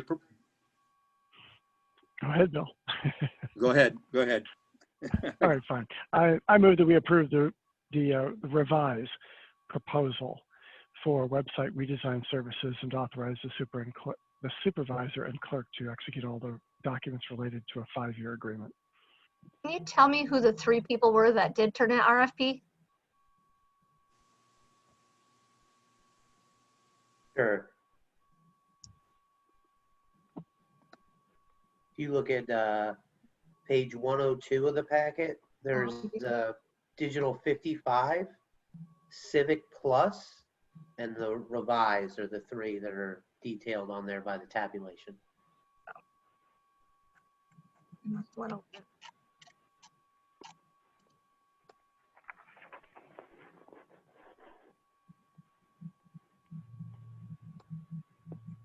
I completed my motion. Okay. Support. Motion by Mr. Cummings, support by Mr. Palmer. Roll call. Mr. Cummings, Yes. Ms. McGuire, Yes. Mr. Gasky, Yes. Mr. Palmer, Yes. Mr. Nordine, yes. Mr. Byer, Yes. Mr. Weed, Yes, motion's passed. Posting for the position of finance director. All right, so we moved this item up in the agenda, and what you can see, the board members could turn to page 182 of the packet. What you'll see in there is the job description for the finance director position. In summary, this position is responsible for planning, coordinating, and leading the township's accounting, financial reporting, accounts payable, payroll, and financial planning and forecasting functions. And what this does is goes through all of the different essential functions associated through there. This is builds off of the discussion that the township board had during the work session. It was actually budget 2021 budget work session number 4 on August 24th is when the township board discussed the concept of a finance director position that is in charge of the accounting and finances. And what you'll see in there, I know there were questions in there as far as the qualifications, education, and experience. So obviously the bachelor's degree in accounting with a minimum of 5 years experience in the accounting field and experience in governmental accounting, including a working knowledge of GASB, are required. Preference will be given to candidates with a master's in accountancy, a CPA certification, CGFM, which is a certified governmental financial manager, or CPFO certification. Advanced levels in Microsoft Office Suite, experience working in databases, and experience working with BSNA software is also preferred. So after the job description, essential functions, qualifications, there's skills in.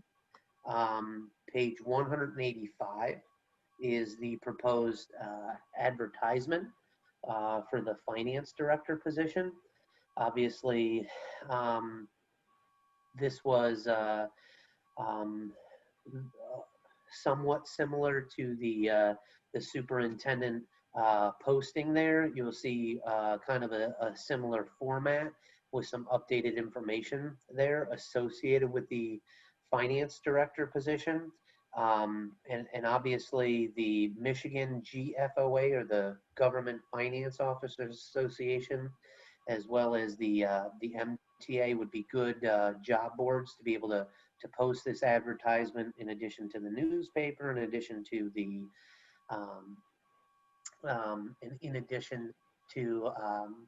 the township's website.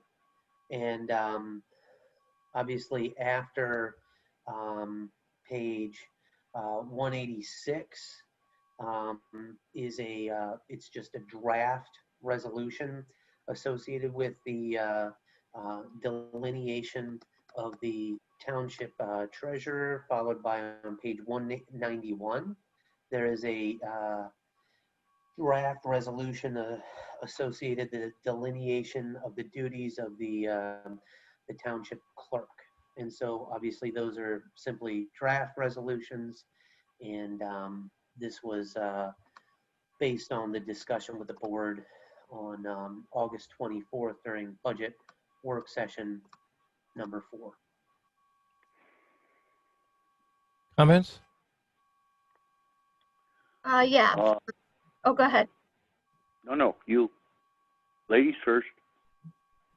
Okay, so under the finance director's job description, under the essential functions, there's 17 bullet points, and 11 out of those 17 bullet points are actually job duties in the contract of the superintendent. And I've outlined on a copy, I can't share with the screen, each bullet point and which duty of the superintendent that falls under. So if you take those 17 away and look at the other essential functions, the majority of them are from the clerk's office. And this all, and I can go on, but I guess it falls under the fact of, do we really need a finance director? And I can see in the resolution that was presented and what Dave Schaefer said at the work session on the 24th about the management comment from the auditors. But what he failed to mention, and I had covered it at a previous meeting, in regards to Reed's 51-page document that he presented that I never got a copy of. And my response to that, I kind of covered it as well. And I also got clarification from the auditors, and I have a copy of the auditor's bill here in front of me. So I guess first you would have to buy into the fact that we need a finance director, where I don't believe that's the case. Where it says in the comments that Mr. Schaefer mentioned about an example where the township relies on the auditor and about the excessive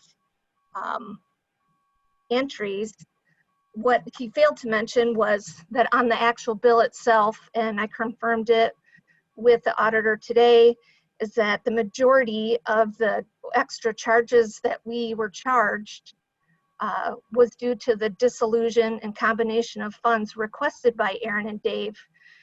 There was the majority of the extra one and a one-time cost. And those funds included 248, 252, 508, and 701, just to mention a few. The other things that were mentioned there in the bill also are things that are have had to be adjusted by the auditors in the past, but the majority of it was because of this. And actually, if you go back and look at a previous meeting, Dave mentions that himself exactly too. And I can go on about the actual job description of the finance director. Let's see. Under other functions, you talk about acts as a backup to the deputy treasurer and treasurer in balancing the cash drawers and stuff, but you don't define that in the actual layout of the plan, where this person would be located to be able to help do those things. If you look at the skills section on the next page, you got, let's see, 1, 2, 3, 4, 5, 6, 7, 8, 9, 10, 11 bullet points there.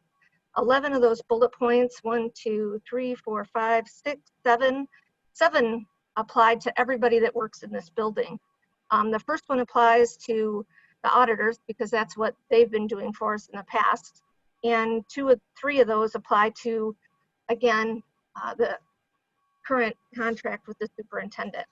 I guess so. My question would be, and I actually asked this at the previous meeting when we established a new pay scale for the superintendent and actually raised it.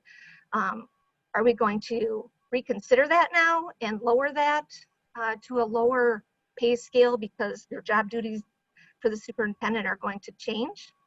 And I believe I asked that question and somebody, and I was confirmed that the job duties of the superintendent were not going to change.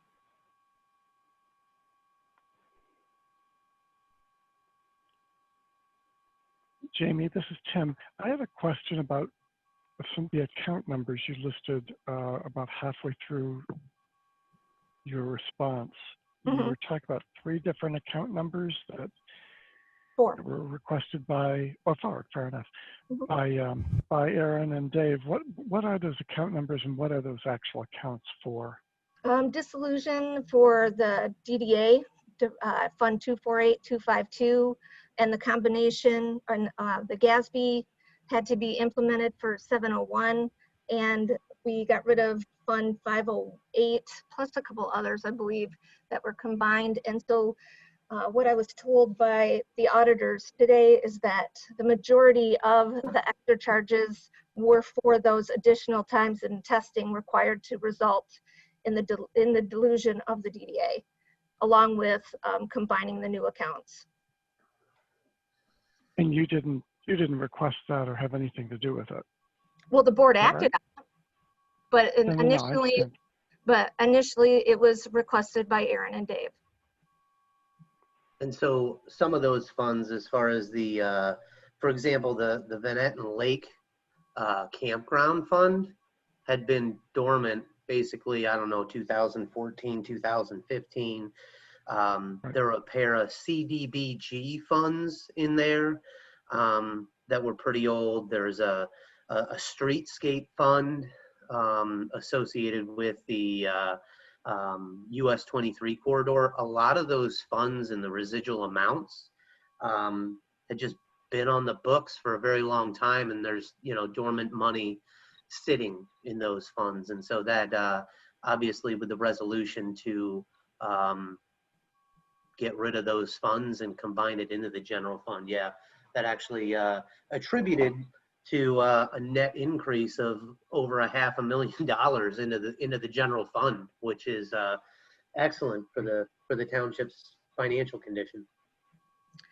And actually, with 508, with the community center, the adjustments that I know that a couple of candidates that are running for office now have got up at a different couple of public comments and asked what the plan was. You know, what is the plan? Because they were concerned about the entries that we had, the lots of entries, the amount of money, those type of things that had happened with the audit. But again, the auditors, you know, pointed out, and I also spoke to it again. I still have the paper that I read from, that $1.9 million of those adjustments were from closing out the community center fund and that took some of the more adjustments to be made along with the DDA that was done. So I'm not saying that, I'm not pointing fingers or doing anything like that, trying to answer a couple of the questions that were brought before the board at public comment by the candidates and other public comments that have been made by a few other people in regard to the excessive number of audit adjustments and the potential savings. What I'm trying to express is that they were things that needed to be done. They were one-time things, and you know, they're not going to be there next year automatically. And in regards to the questions that they did have about what was the plan, we have a plan. We have an extra interview with the auditors every year. She sat down with John and myself and Dave. I believe Aaron was there, and she recommended some of the things that we can do ourselves for the audit adjustments, and we're in the process of those. That'll also bring down more of the audit adjustments. Not to mention the government-wide audit adjustments that happen in every local government or city government, for that matter. But I noticed that here it was also mentioned about the audit comment in regards to that, about the financial statement preparedness. That was one of the big things of why this is being pitched also to have a financial director, because it's a material weakness. 75, or the majority of the clients get this comment because we're not large enough to incorporate a finance person, and the state recognizes that. And I mentioned that before at a previous meeting as well. What do you mean we're not large enough to incorporate a finance person? Because back in 2004, it was more economical for us to just have the auditors do those adjustments instead of hiring a $74,000 person with benefits to do that. So you take the $8,000 that we were charged extra from this bill I have in front of me, and it's the majority of it was from the combining of accounts and the dissolution of different accounts. Let's say half. So half of, we'll say $9,000, even round it up. So half of that is really what it cost us for them to do the other audit adjustments that were necessary. But if we're working on those audit adjustments with the auditors, and that doesn't cost us anything, it's free for me to call them and say, hey, help me with this audit adjustment, and we can get through it. And that's been the plan for this year all along, now that we're already into September. So you said that we have meetings, interview meetings with the auditor, and there's suggestions they make, and that we can do on our own, and that will help bring down our number of audit adjustments. However, that's done every year, and every year we still have a significant number of audit adjustments. The year prior audit, we had those meetings and didn't see any improvement in the following year. Fewer number of audit adjustments, but the dollar amount was much higher. If you look at the audit adjustments, you run down the list, there's a comment in each one of them. And in those comments, some of them point out that it is error of the person who is responsible for that aspect of where the adjustment had to be made. Actually, could you give me an example of that? Because I It's have in that the right list in front of me. audit adjustments. The comments are in there. Yes, they are, and they don't exactly point to one person, I can tell you that. And actually, the majority of them have to do with fixed assets and different things in that regard. That's right, which is right now the responsibility of the treasurer to handle. Actually, it isn't. And It's the we clerk. knew that was coming, and nothing was done with it. There was There's also a 7 change in Gaspy. Aaron, there's 7 audit adjustments in there that I can do for taxes. And which was presented 2 years earlier, and nothing was done in advance to prepare for that.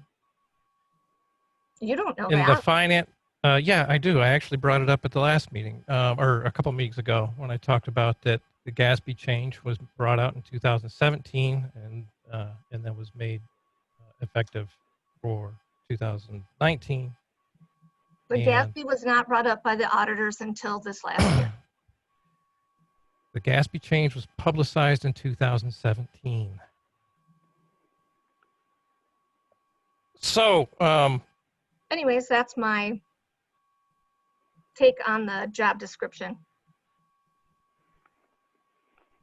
And we had so many adjustments a couple years ago that the auditor had to charge an additional amount. Yes, and you know what that was? It was for the water and sewer department. There's actually extra charges because they had to go through everything. We're paying the auditor to do finance reports. Our finance manager can do that for us. You're going to have an audit. All right, I'll just wait for you to finish. Go ahead. Go ahead.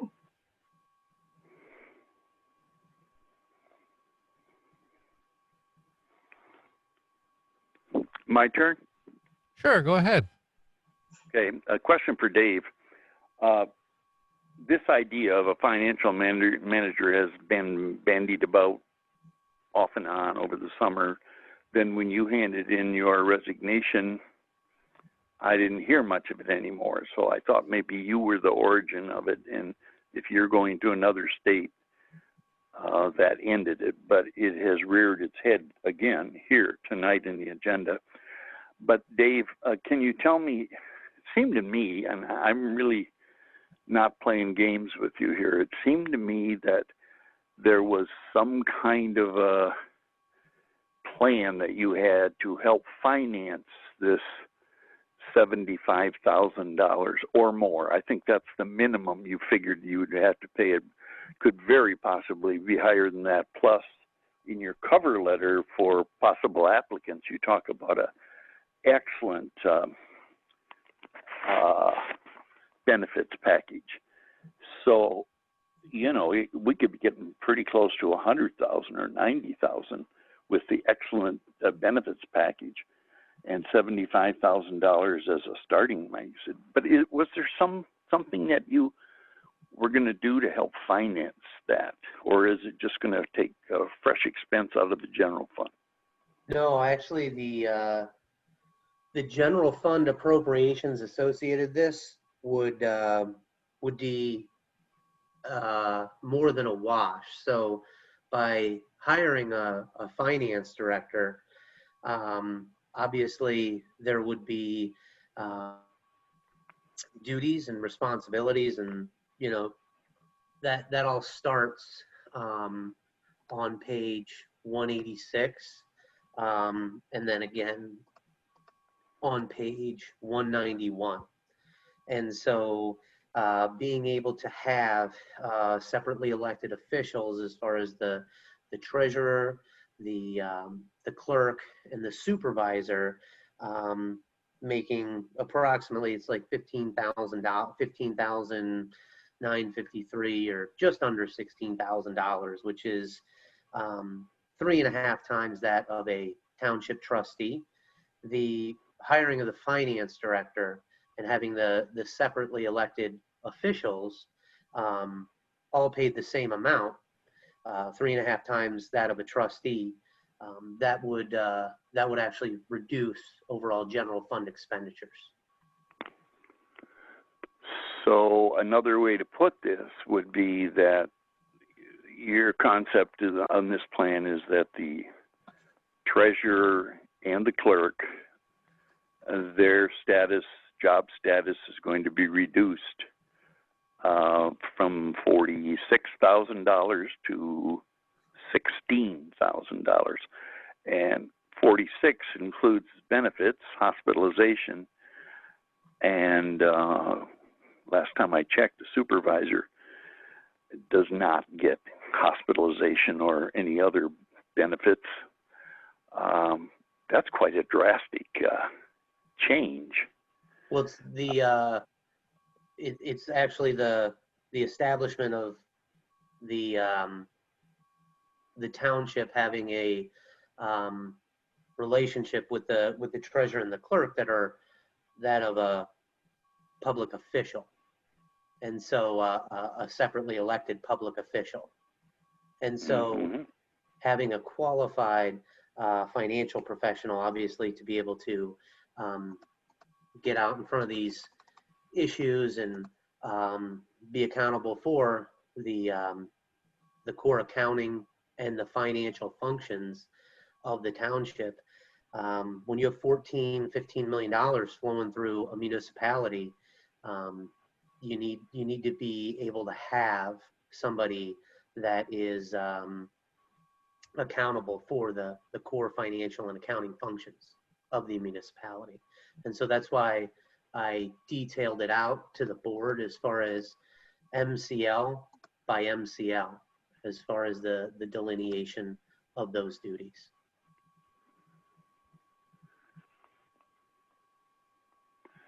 Okay, can you still hear me? I can. Okay, my phone is acting up a little bit, but I have some points here, that 5 to be exact, and the first one deals with what we're talking about right now. There are 4 or 5 people that been involved in seeking to be elected as either treasurer or clerk. All other jobs aside, those people, this is going to surprise some of them. Maybe not. I know one of the 4 or 5 that I'm thinking. Mr. Byer, are you there?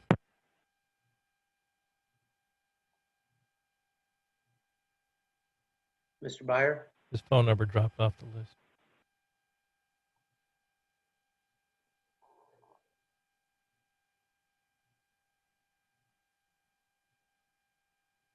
Had a few people drop off.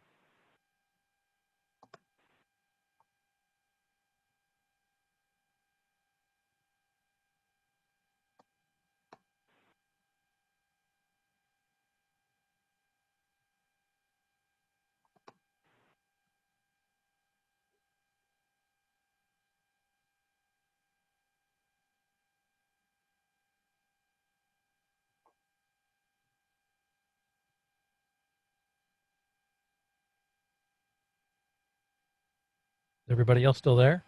I'm there. Yes. Yep. Yeah, we're here.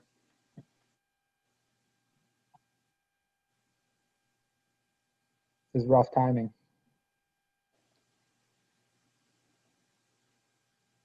Does anybody else have any thoughts while he's re-signing in?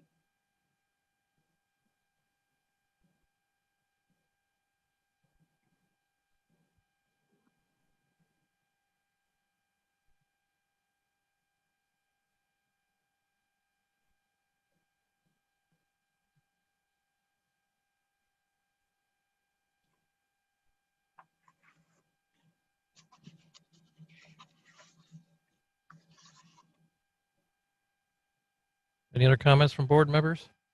Are we moving on to the resolution comments, or are we just talking about the job description at this time? The resolution comments? The delineation of the duties? I don't know. It's time for board members to comment on this subject. Okay, well, I'll start with the clerk's resolution.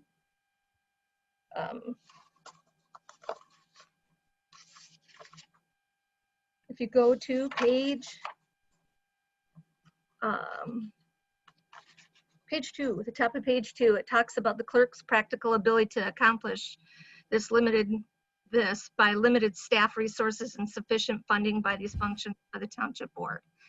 That's because the township board currently has not helped the staff in the offices to be resourceful or efficient by denying proper personnel to get these tasks done. I fought for over a year to get a seasonal person back. I finally got approval to bring them back, and this board had jerked it around for so long that the person found other employment, and then they granted me to have a person and then turned around and started talking about this. So who in their right mind would apply for a part-time job? I also spoke with Superintendent Schaefer, and I have mentioned it to Supervisor Weed on several occasions about trying to change the dynamics and the structure in the township hall. And I asked for input, and I'm not completely opposed to having some sort of a finance person. Don't hear me wrong here. I think that the structure needs to change, but I think that the timing is really bad, and this was just basically shoved down our throats, and I can give you a few more details about that. I'm also wondering if who authored this, the resolutions, who had participation in this, because the clerk and I were asked for a list of duties that we are responsible for statutorily, and that is literally the only input I got to have in it after I asked if I could please be a part of it, and I wasn't. It says for preparing, talks about preparing the warrants for the township checks, and it speaks to the deputy treasurer here Township clerk, separate drawn on the township treasurer's payable for the MCL. It talks about that, and it's actually, if that's talking about accounts payable, then you look down a little further and it talks about the clerk delegating this task to the financial director. This is noted, and it also talks about that they're going to prepare the payroll, but it talks about the deputy treasurer will continue in the preparation of all the warrants here.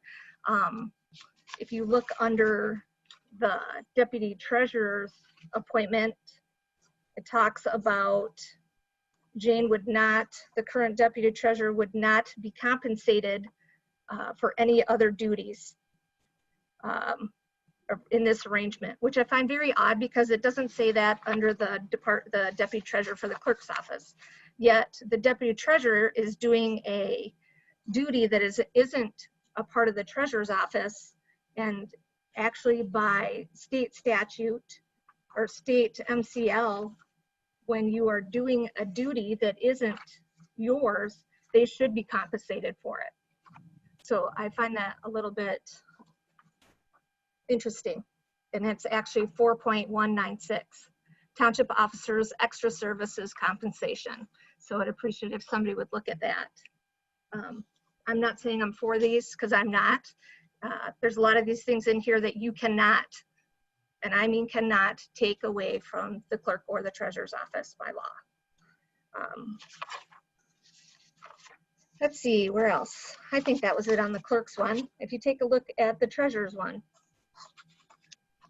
again, your main focus on the first page is citing the management comments, and that's completely if you buy into that, because I don't.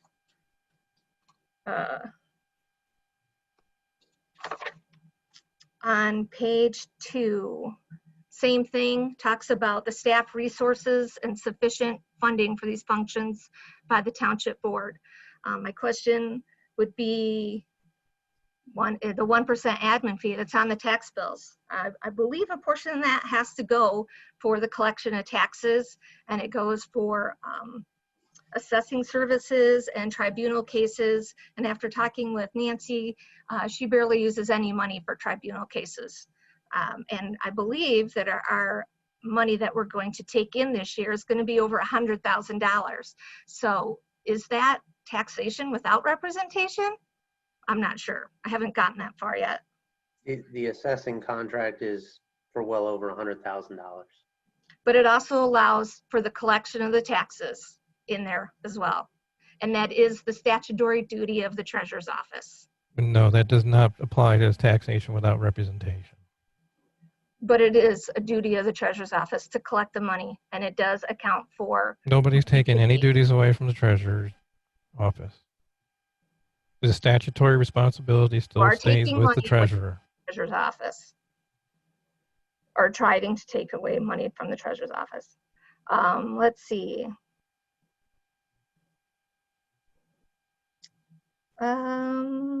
Safekeeping of funds.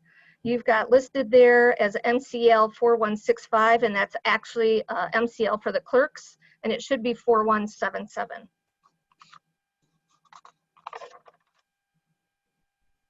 And I believe 4177 talks about the faithful discharge of duties, and that the treasurer will account for and pay over according to law. And the money that comes into the treasurer's hands, it doesn't say for the deputy treasurer or a finance person. It talks about the treasurer to have those duties.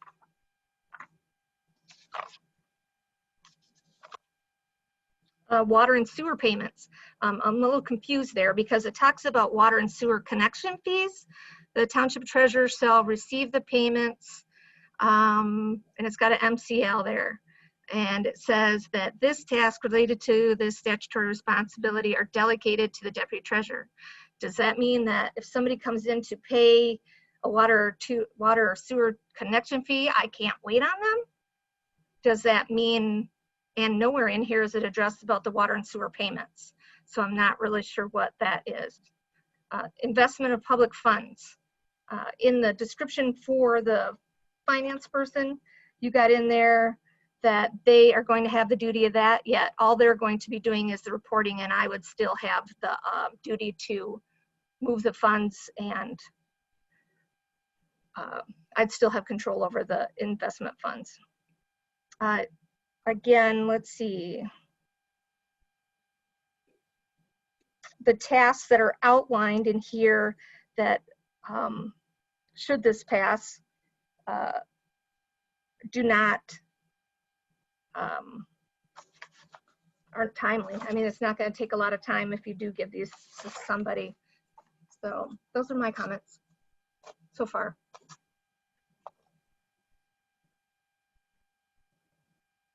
Oh, and I would like an answer if these resolutions, if the attorney has seen these resolutions.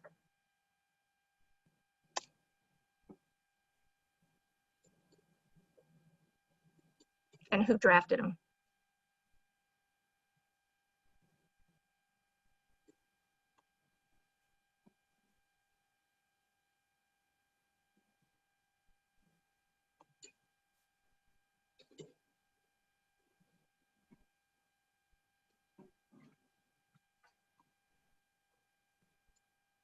Did I All lose right, Mr. everybody? Byer, can you hear us? I can. I can. Okay, good. Glad it's working now. Okay. My turn again? Yeah, Yes, go sir. ahead. Okay. Well, I said I had 5 points. I'll abbreviate those. My concern in point 3 was that are these job reductions, treasurer and clerk, so severe that they actually play havoc with our township charter? I mean, is it legal? And I mentioned I was talking about I'd like to hear a legal opinion directly from our lawyer or some other lawyer. But I guess my final point is number 5. What is the big rush? The general public should know that the new board takes office at noon on November 20th, not December 31. Most people would think it's December 31st, like senators and governors and stuff, but no, it is noontime November 20th when the board changes hands, and that's true of townships all over the state, not just us. So I guess I'm thinking if this is such a great revision plan, why not let the new board have at least a voice in dealing with it before we move too far ahead? At the most, only 3 of the 7 members of the board will return if everything goes right in the election for them. The opposite extreme could be all 7 of the present members will be gone, and there will be 7 newcomers. That's a possibility. As it stands now, 4 of the 7 board members have decided not to run for re-election in their present office, and I'm one of those.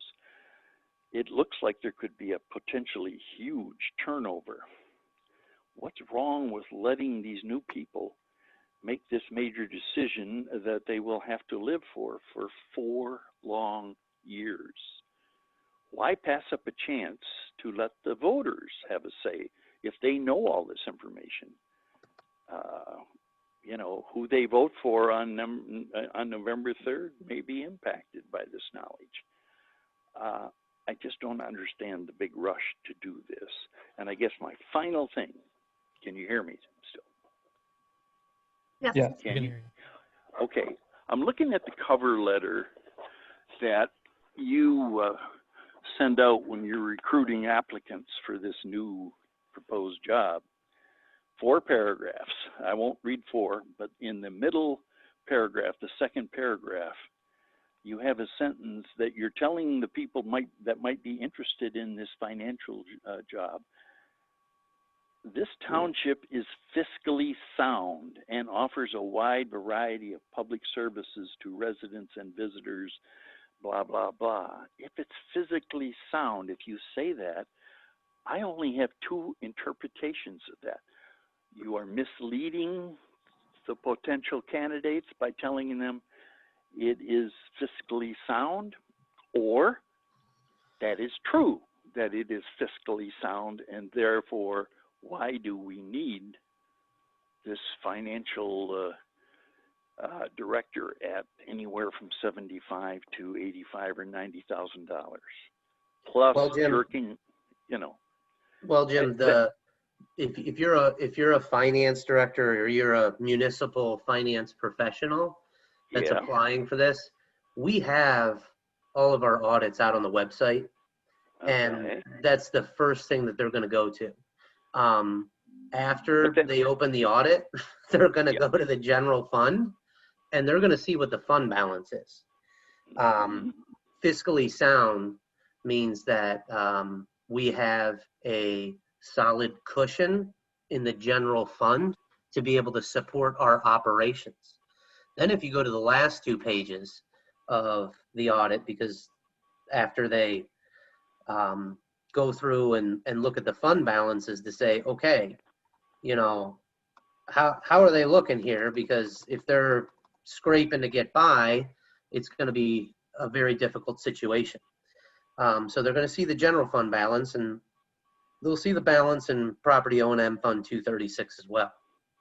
Then they're going to go to the management comments that talk about the excessive number of adjusting journal entries proposed during the audit. And by accounts not being adjusted monthly, the financial records provided to the board each month are not an accurate reflection of the township's standings. And this then adds substantial time and testing during the audit in determining accurate balances. The auditors go on, they say they believe that a review and evaluation of the transactions with proper monthly and yearly closing procedures being performed would expedite the year-end closing process, reducing audit time and fees. And then they're going to understand that they're going to have to be able to close the months and close the year and reduce the number of adjustments that the auditors find and proactively get out in front of that. And so Dave, fiscally sound goes to the fund balances, but how the fund balances are being determined are the auditors are figuring those out. Okay, I think it's, I'm not a trained fiscal director by any means, but I just think putting a sentence in there, this township is fiscally sound and offers great things, and it goes on and on, is a little misleading. I mean, even if they check the various points that you have just discussed, it would be kind of confusing to some people. Well, as a But former, it's not confusing to a finance manager. They Correct. understand what it means. It applies I to hope their not. specific terminology. You know, you said that you don't have that kind of experience, so I do not. there's going to yeah. be some terminology used that you might means something different, but to a finance person, it means exactly what is intended in the finance world. Mhm. Well, and Jim, as far as fiscally sounds like pretty straightforward English, and it doesn't sound real sophisticated, real technical. You got to be have 6 degrees to understand that, or otherwise you shouldn't have said that. But anyway, you've given me your answer. I'm not totally in agreement with that, but thank you for a little help on that. So anyway, and as far as the legality, the legality is clear, and we're not the first, and we're not going to be the last charter township that has part-time elected officials that are serving on the township board with full-time financial professionals. what about Dave? What can- about my point about 4 and 5 people running for these 2 jobs? It won't be decided until November 3rd, and they think they're running for something totally different than what you are proposing. Yeah, That's a risk you most of them take. don't know. That's a risk you take on it. We don't have any obligation to that, nor should we treat these elected positions as a charity. This is, if you can make a change that improves the product at the same or a lower cost, In then the middle that of an should take election process. priority, regardless of when it's an election time. It's about getting the proper business done when it needs to get done. Well, I go back to one of my other points. If it's that necessary, and it may be, but why don't you let the new people decide that? Well, then why do we have any more meetings? Why don't we just go ahead and hold everything off until the last heard meeting in that- November? I heard that 2 weeks ago, that, you don't want to do anything. You're just, riding to the end, and I'm not. I'm just concerned that we're jamming something. It's kind of like what's going on with the Supreme Court in this country, that, a number of politicians have said, boy, if there is a death or an opening in the U.S. Supreme Court in the last year of President Trump's term, we are not going to fill that. Totally changed their mind. And I see a great similarity to that, to what we're doing. I can't understand any reason why the new board that takes control at noon on the 20th of November can't make these decisions. But I guess I'm the only guy that thinks that. So You're not. anyway.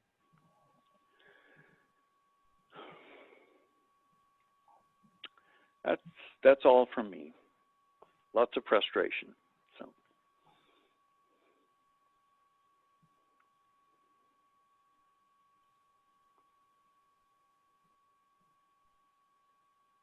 Anybody else have comments? I have more comments if everybody else is done, including you, Aaron. No, I'm not done, but go ahead. No, I'll wait for you.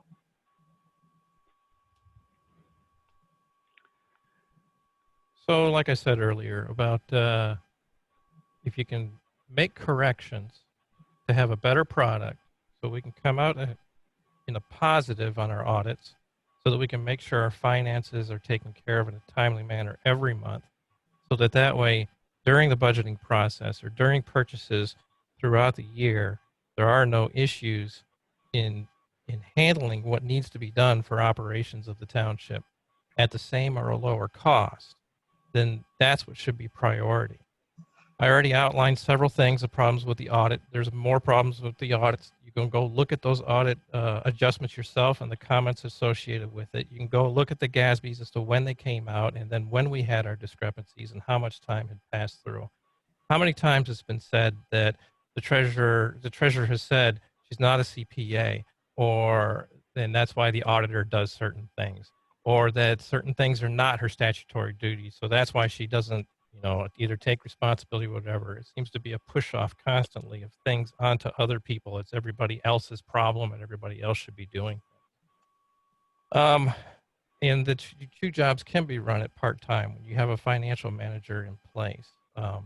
So we're in implementing this, you're improving the process at not an additional cost.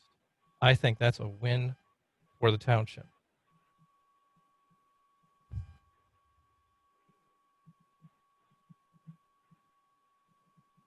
Can somebody answer the question that I had about the attorney?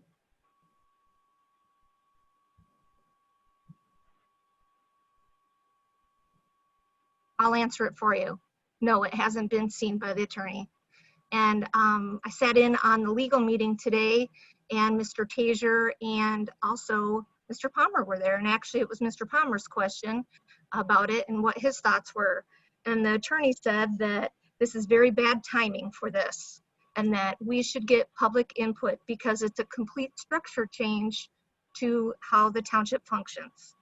So he suggested putting it off for the new board to consider.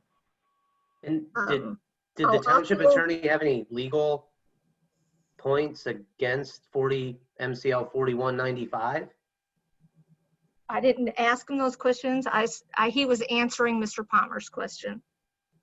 I'll also, in the comment that Mr. Byer said about it being fiscally sound, I guess if the township is that dire need of a financial director, why do we keep getting unmodified opinions, which is the highest opinion you can get if it's really that bad? False information.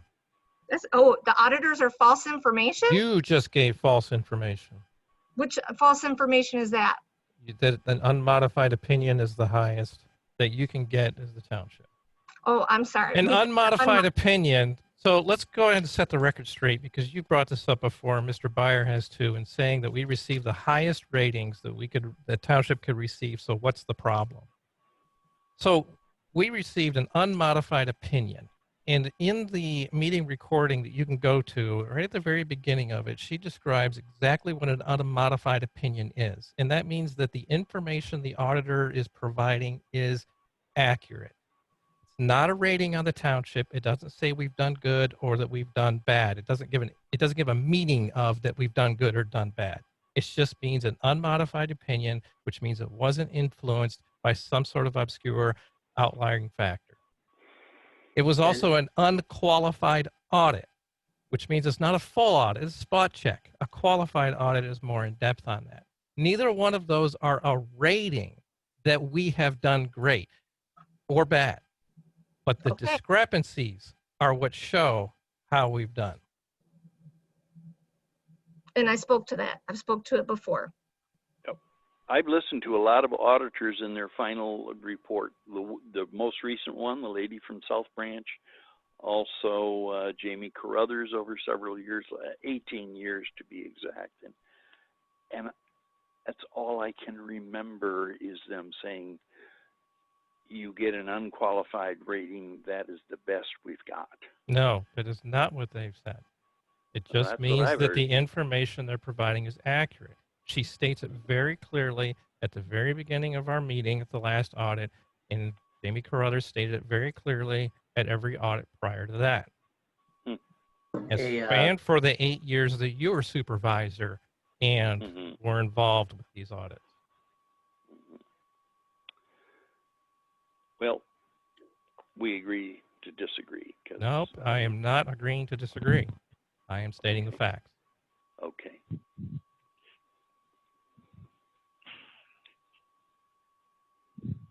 And if I might, I would like to correct one thing. Ms. McGuire said that I asked the attorney a question regarding this. That's not correct. Actually, the attorney asked me a question of why we were moving ahead with this. And my answer was that I believe it is in the best interest for both the new superintendent and the finance director to be able to have some time to spend with Mr. Schaefer before he departs. To bring somebody in here, I think that's the reason we're moving ahead quickly with the superintendent appointment, is that so that he has some time to spend with Mr. Schaefer before he leaves. And if we were able to get the finance director in here in time to spend time with both, all three of them, to have some time together. That was my answer to the attorney. Actually, he said he was going to answer your question before you had to leave early, is what he said. No, he said he had some questions that he wanted to bring, because I had a couple of questions for him, and he said, well, I have a couple of questions to ask, and I wanted to ask it before you have to leave. And It is. I guess we'll agree to disagree on that too. No, he asked me a question and I answered it. And he wanted to ask me the question before I had to leave, because I had a teleconference to go to with Eagle on the PFAS situation.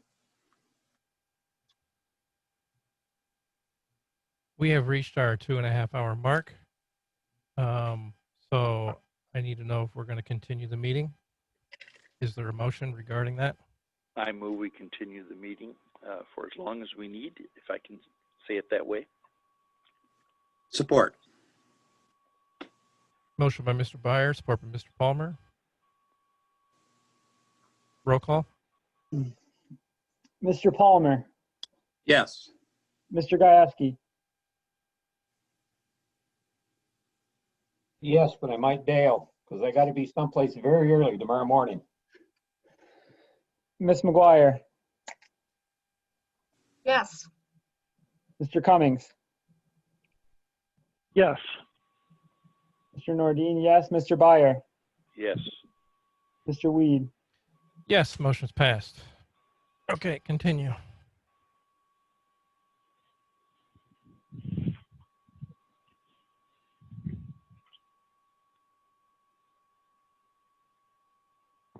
Any other comments from the board? You didn't answer my question about who drafted the resolutions.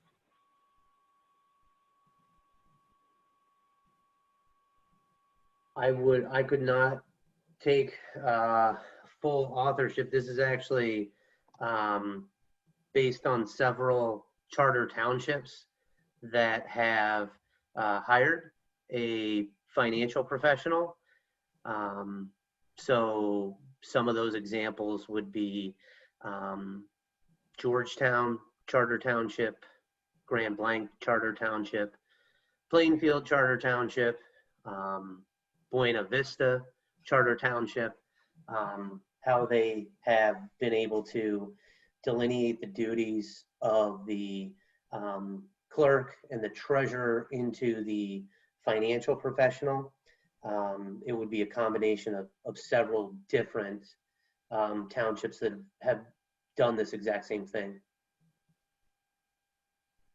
Is there a particular reason why the clerk and treasurer were not included in to try to help formulate this? The clerk and the treasurer, we went through, we talked about all the different duties that you're currently performing.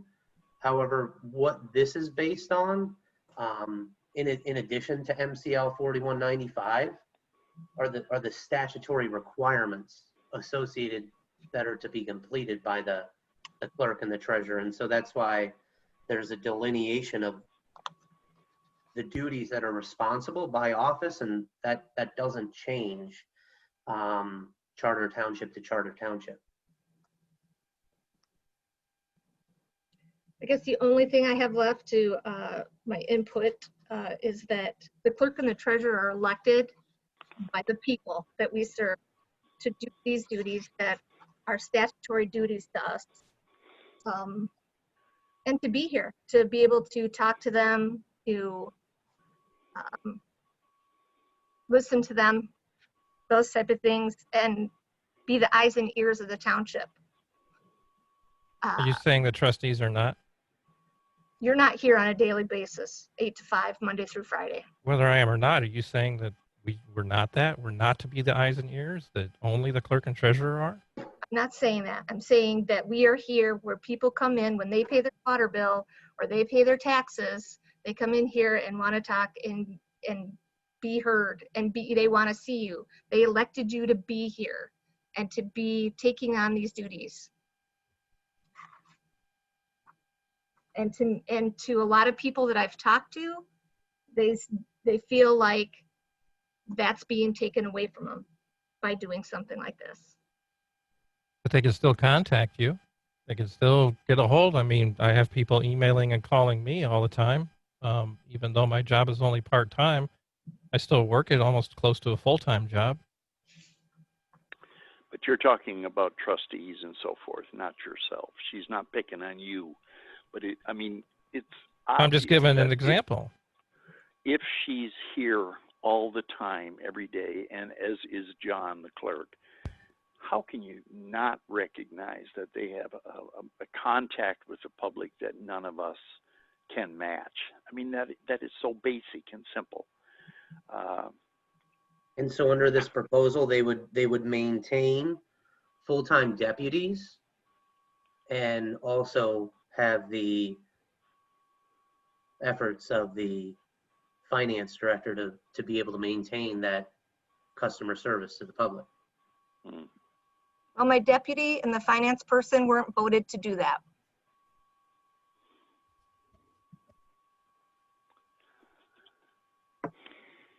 So I don't think it's a bad idea in the aspect that I think it can save the township some money.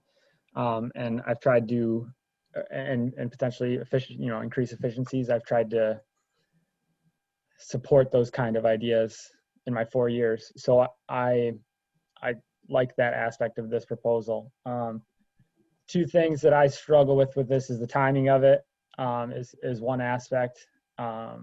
And the second aspect is it kind of ties into what I mentioned first, about the cost savings.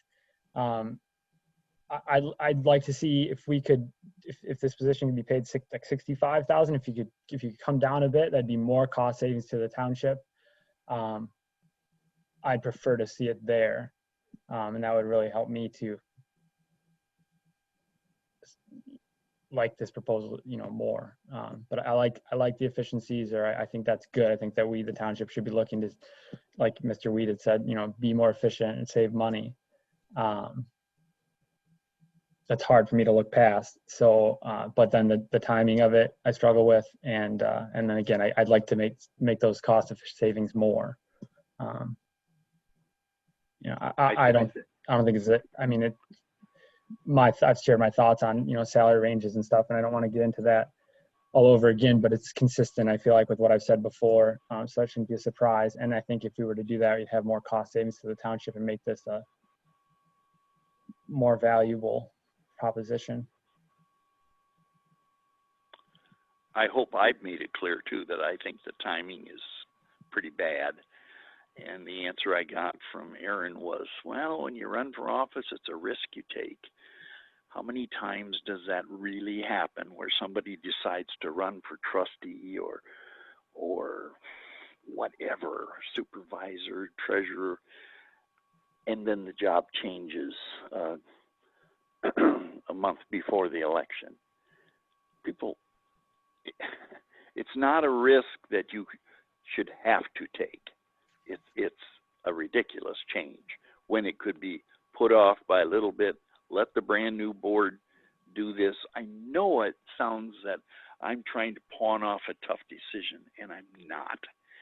But I just really believe that making a bunch of really important decisions and then walking away and saying, okay, new guys, here it is. You handle it. We made all the choices. We picked the new township manager, superintendent, and we picked a financial director, and you got to deal with it.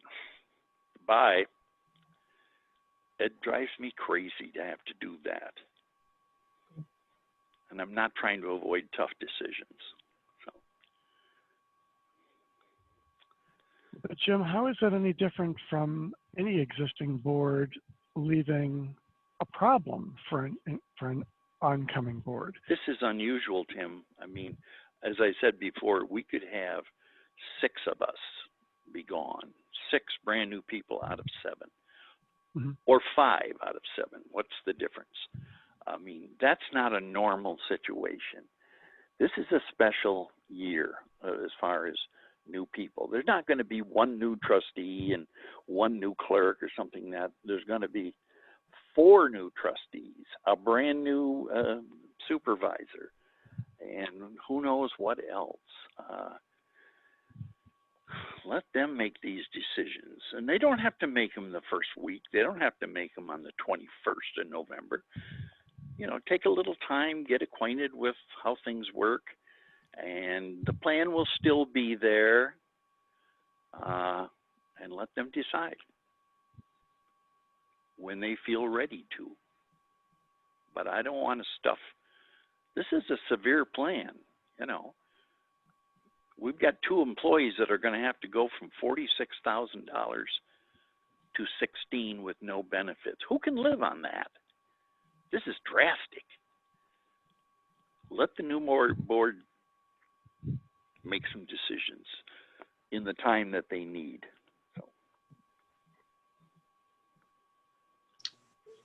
Well, under that, Jim, are you suggesting we should wait to pick a new superintendent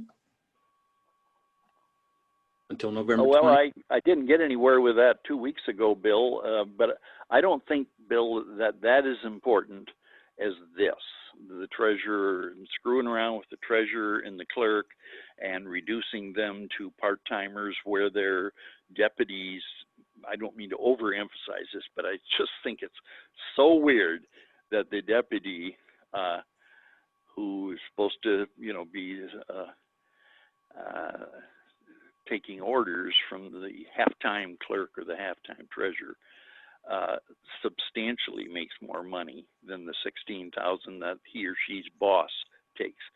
But no, I got beat up 2 weeks ago by people calling in. I remember one of the candidates, Steve to be exact, and Aaron, and you guys took just a total different. I think you treated me like a little bit, and I can handle it, but I'm only half as dumb as I look, and you came up with stuff 2 weeks ago that, well, we have the right to do this, well, I know that we have the right to raise people's taxes by $100 a house or something, but it's not. No, we something don't have that right. Well, all right, bad example, but you get the point. There are so many things that we could do. So us having a right to pick the new township manager, that doesn't mean we should. After a probation period, we would have to give the manager like a 3-year contract, like Dave had. But if the new board said, hey, we can't get along with this guy, and they wanted to get rid of him like in March or April or something like that, they'd have to pay him for 3 years because we saddled them with a guy that they had no say-so in picking. That's not fair. accurate. That's not accurate. That's Do you not how my employment contract is structured. Do you really think we do that poorly of a job of selecting out of the 9 candidates that we have? Wow. I don't think so, but Well, you just indicated you have No, zero no, faith in our ability to make any decisions in the last few I'm months of our saying that term. what would be a great and grand decision for us may not be for 6 new people. That's what I'm implying. We could make something like we did with Dave. It was unanimous. Dave was great. Let's hire him. Any decision that we make in a 4-year term affects the next board and affects future boards. That's exactly what there's I'm saying. decisions that were made 20 years ago that I've had to contend with during my 4 years as supervisor. Yeah. So it's just the nature of the beast here is that we're the elected officials to make the decisions according to state law in the best interest of the township, and our duties for that don't end a few months before an election. Yeah, this is what I got 2 weeks ago. We have the ability to do this, and there are many things that we did in the agenda tonight that I have no argument with, buying the new truck for the DPW and so forth. But what we're talking about here are really big items. No, they're not. The new board isn't going to have a problem with the DPW Ford truck or Chevy truck or whatever, but they may have a problem with part-time treasurer or a new superintendent, township manager that they don't particularly like, and say, why did those people hand us this? Let them do it themselves. It's not that far away. I don't see any reason why not to do this. I don't see any good arguments about what's wrong with letting them make this decision, waiting a couple months with this. If this plan is so good, it will last. It will be still there and available in February or April or next June. It's not going to go away. It's not going to melt like ice cream. So what's the rush? Anyway.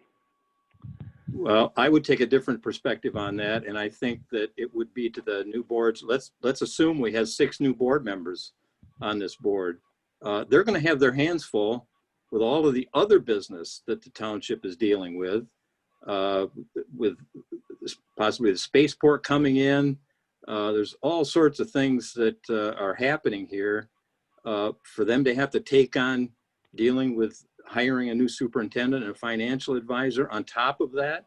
I quite frankly think if we can, we were able to select Mr. Schaefer, the same group of people.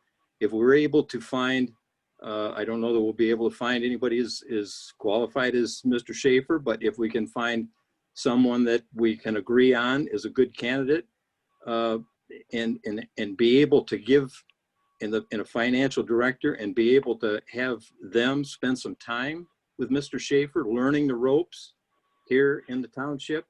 I would think a new superintendent might go running for the hills if he comes in here and there's not a superintendent still here to at least ask him some questions, coming in just cold and blank and trying to learn the ropes on his own would be it just wouldn't be fair.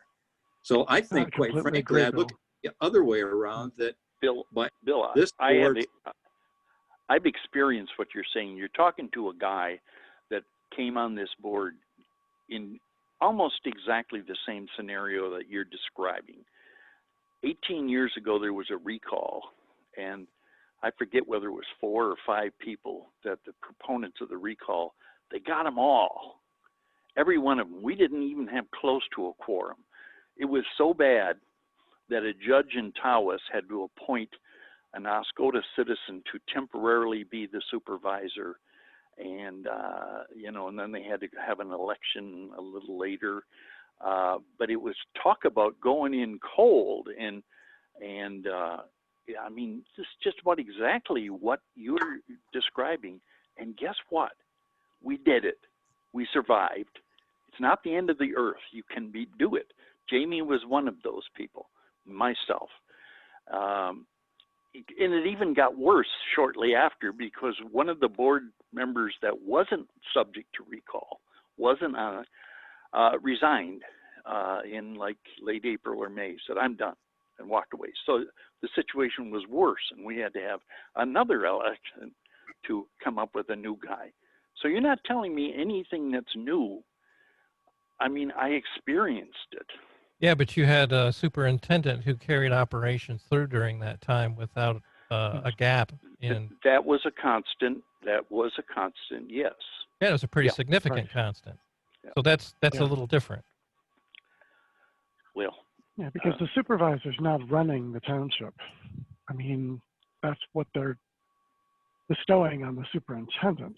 So while I can appreciate that there were responsibilities that you had to pick up and you didn't have any way to get that leadership, get that example from somebody else, and there was basically people coming on board who were new and they didn't know how to be whatever the position was that they had now taken over.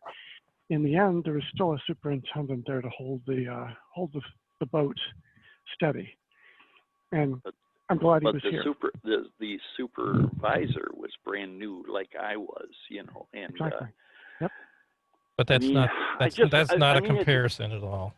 A new part-time supervisor as opposed to a gap and full-time superintendent, 2 very different things. Okay, you guys know better. You were there when it happened, and we didn't have a quorum, and a judge in the next town had to appoint somebody.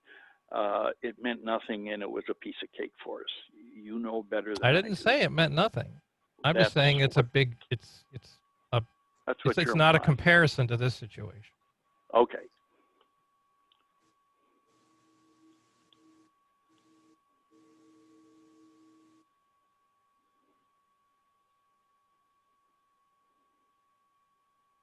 Any other comments? Yeah, I have one last comment. I'm just going to say that it's no secret that this board has had a lot of dissension in the last 2.5 years. And I think it's reckless and with malice that they are pushing this through at this late date, the 11th hour. And it's a shame. I think it's kind of revenge for what happened on August the 7th as far as the election results. But, oh my God. You've got to be kidding me. The tantrum is going to start now. Seriously, people? Wow. You actually were acting professional. The two of you, Jamie, Jim, for temper. Just let me finish. Sweetheart, you were acting professional. Are you being? You were acting professional? professional for just a moment. Okay. Until Okay. this time of this meeting, you were acting professional, and now we're to this point, and now all of a sudden you're dropping this gauntlet and throwing your tantrum. Seriously, I'm not really? throwing a tantrum. I was stating. Oh, you've changed your tone very clearly. Thank you. I'm calling out the aggressive mediocrity that you guys are proposing. Let's just call a spade a spade. This was a conversation until you decided to change your tone. Okay. Okay. All right. I'm not getting anywhere, but I'm used to that. I mean, this is the 4-3 board. I'm used to losing all the time, and I'm losing again. So it's okay. I'll survive.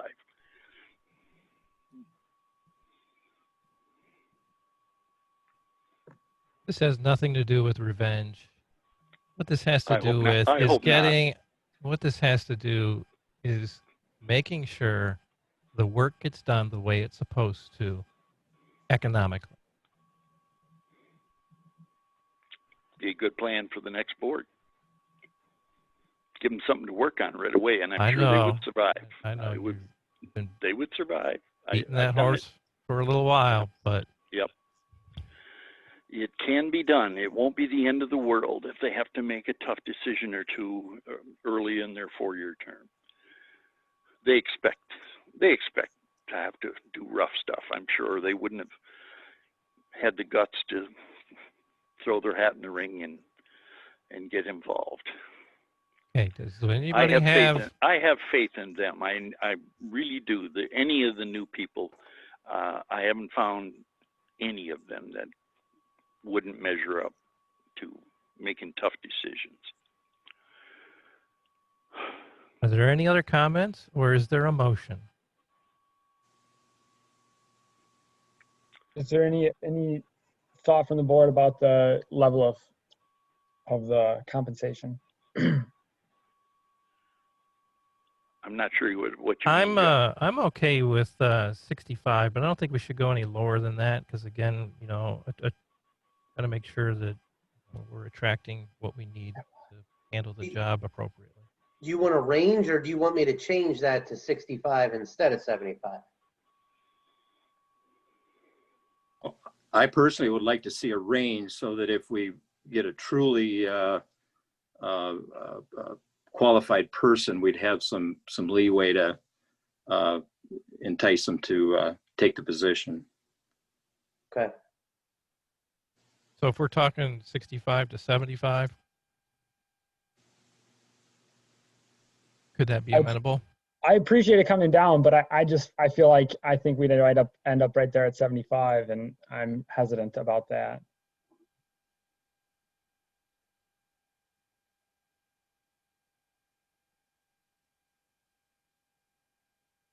The other thing that I forgot to mention when I first spoke was I appreciate that there's the draft resolutions and the job descriptions of the finance director to kind of solidify and set expectations for each role. I was missing that from when it was first proposed, you know, to now. But I want to make sure that we as a board, if this goes through, if we go through with this, that we make sure, like take time, make sure that the new offices with the new structure, if, like I said, if this happens with part-time people and full-time deputies, whatever, the duties that are staying in the offices, that can all be accomplished, that the divvying up of work is realistic and all that. I just want to make sure that we don't rush to something that isn't, you know, thought out or totally feasible. Yeah, and since quite a bit of this is based off of other, you know, several other townships who have gone through this process, and they've had extremely positive results from it. That's where we've drawn from their experience and made something that it has worked well for them, so therefore should work very well for us. I guess I appreciate that, and that you're saying that, and that you did the, you know, the due diligence.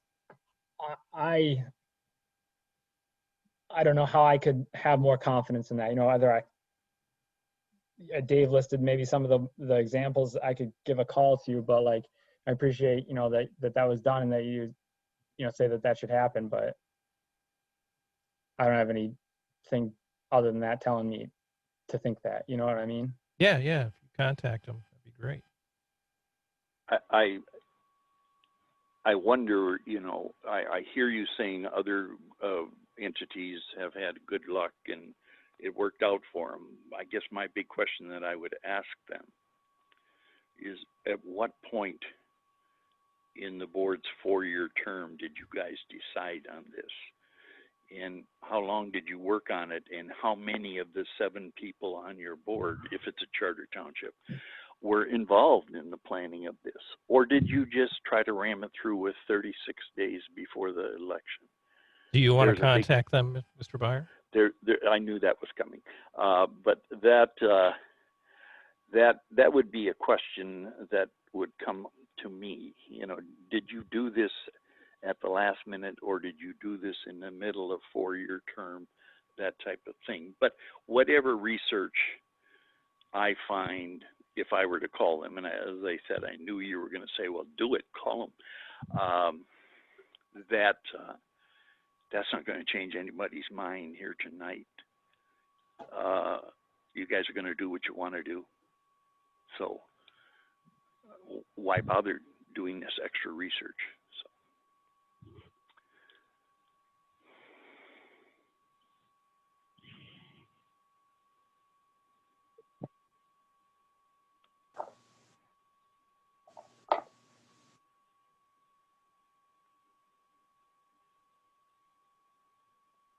Any further comments or a motion or something regarding the pay scale?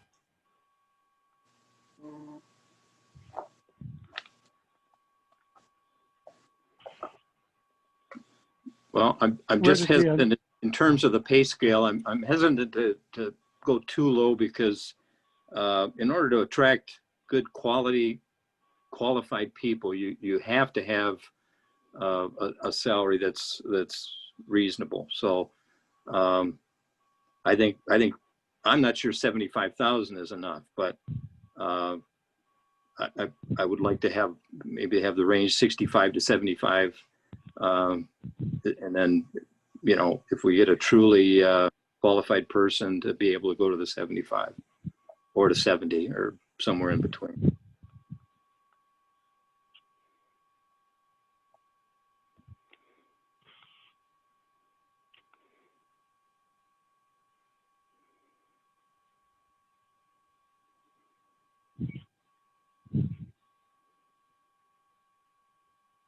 So is there a motion on how the board wants to proceed?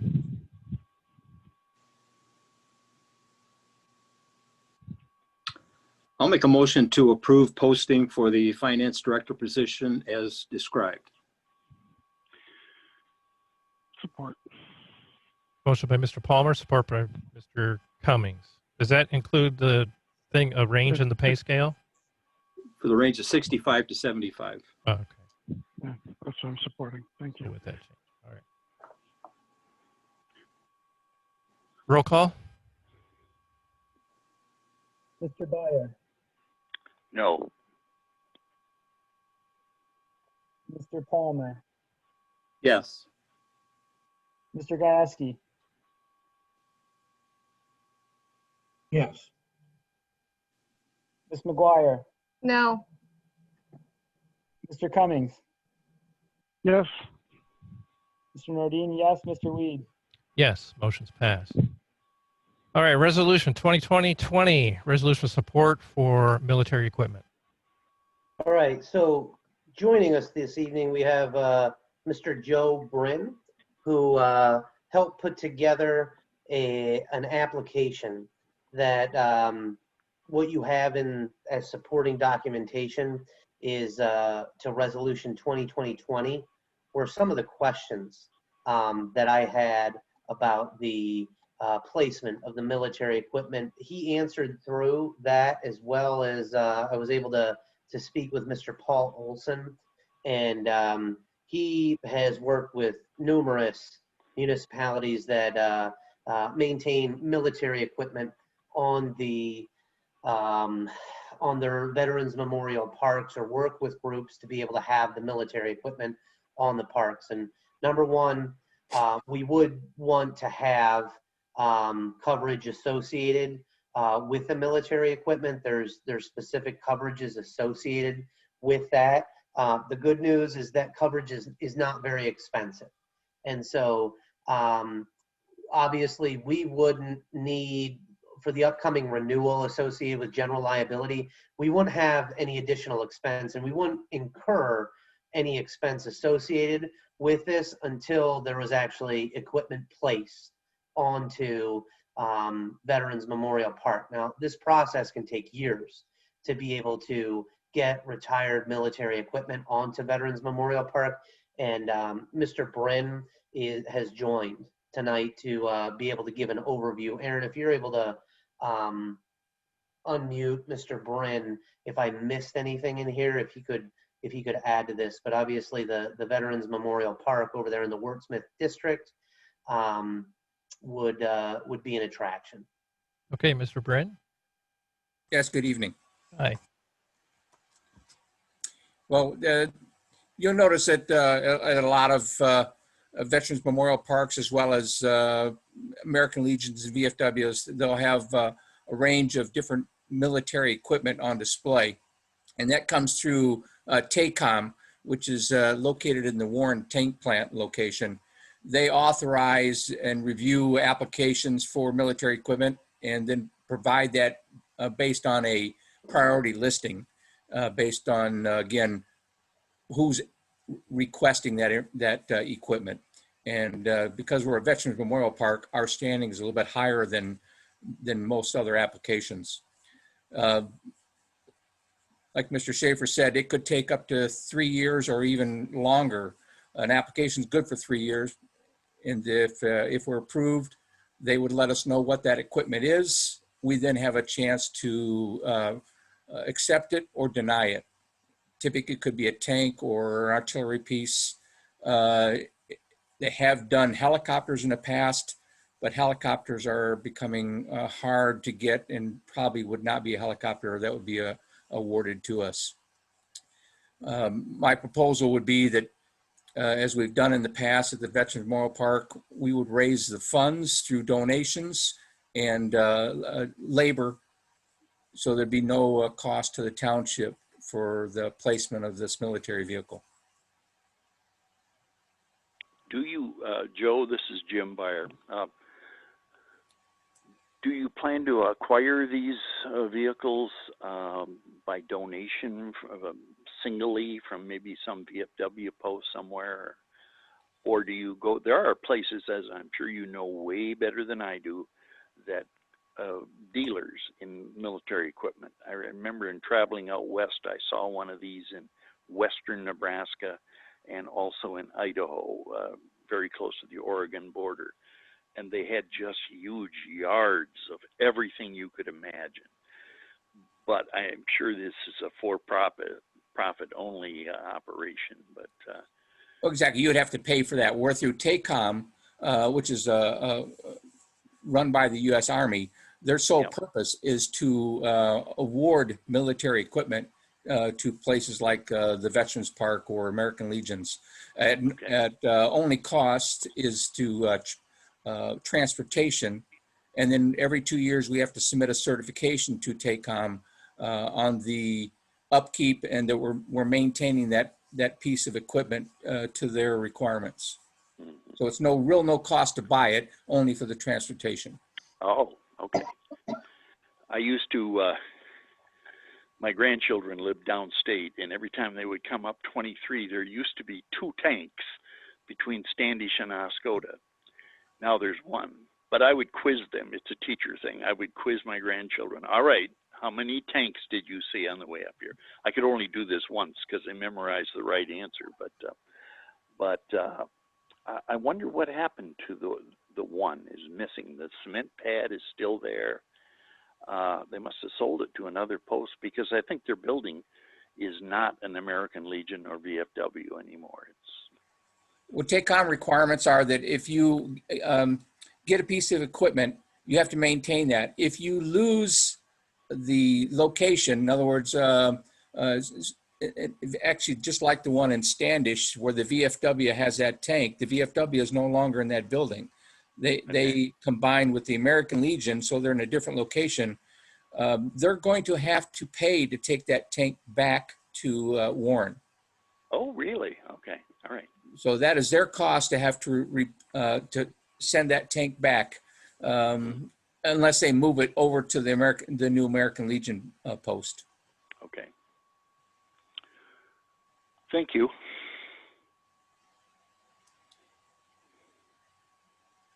Well, I would just like to comment, Mr. Brin, the things that you and Rosemary Netwig are doing at the Memorial Park are nothing short of outstanding. I've been able to be at several of the occasions. The most recent was the columbarium that was installed. I was out and helped stick flags in the ground on September 10th. But the things you guys are doing there at that Memorial Park are just a phenomenal asset for the township. So I remember it was quite a few years ago now, there was someone made a proposal. They wanted to find a jet plane and put up as a memorial there at the park at one time. And at the time I thought that's a great idea. Apparently that wasn't able to follow through, but I think this idea is a good one, and so far everything that you guys have done at that park have been nothing short of exemplary. So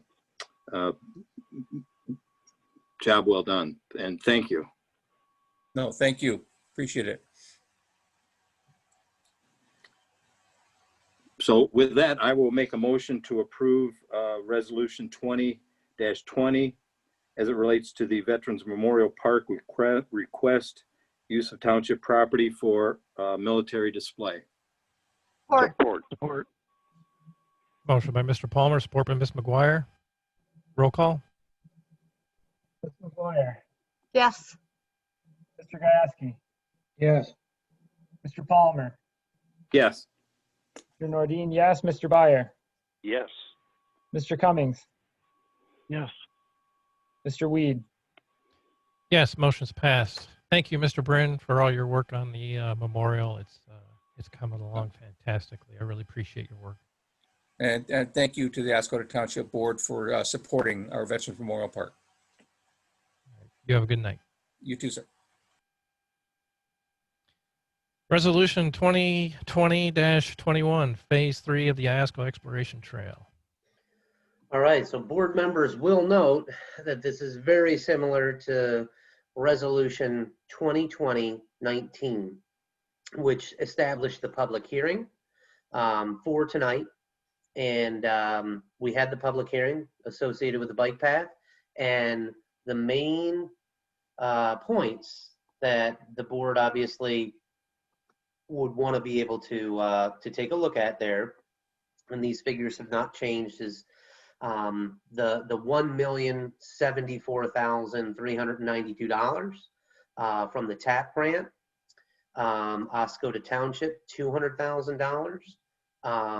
You have $50,000 from the county, $110,000 from the Iron Bell Challenge grant, $50,000 from the Iron Bell Foundation, and $300,000 from the Department of Natural Resources. So as I explained before, there's a group effort from the feds, from the state, from the local, to be able to extend this bike path. So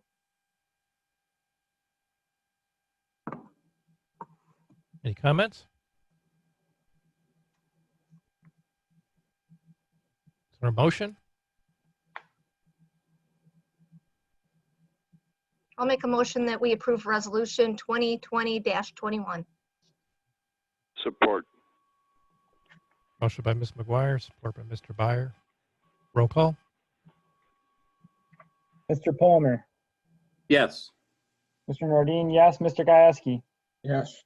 Ms. McGuire, Yes. Mr. Byer, Yes.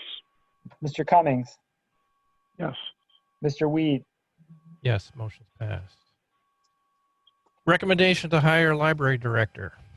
All right, so your packet contains a memo from the library director that recommends that Robin Savage start as the library director. And the proposed start date is Monday, the 3rd of October, or I'm sorry, make that Saturday, the 3rd of October, 2020. And that the starting hourly rate be $16.36. Comments? How many applicants, Dave, for this job did our librarian get? Do you know? I believe there were a total of 4 applicants and we had 3 interviews. Okay, okay.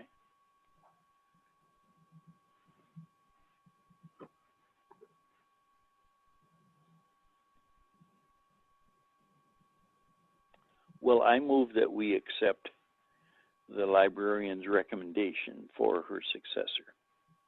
Support. Motion by Mr. Byer, support by Ms. McGuire. Roll call. Mr. Cummings, Yes. Mr. Palmer, Yes. Mr. Nordine, yes. Mr. Gasky, Yes. Ms. McGuire, Yes. Mr. Byer, Yes. Mr. Weed. Yes, motion's passed. Authorization to post for library assistant position.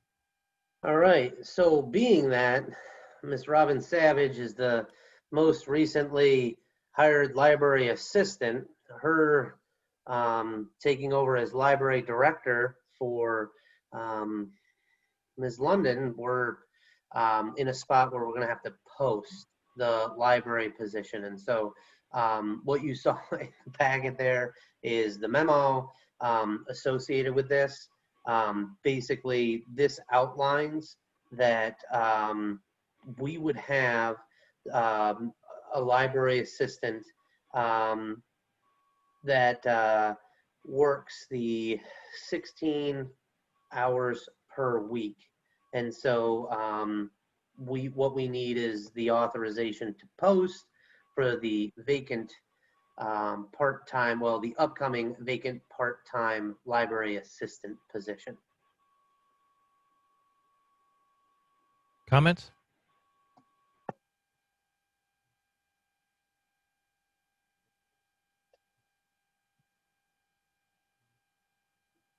Is there a motion?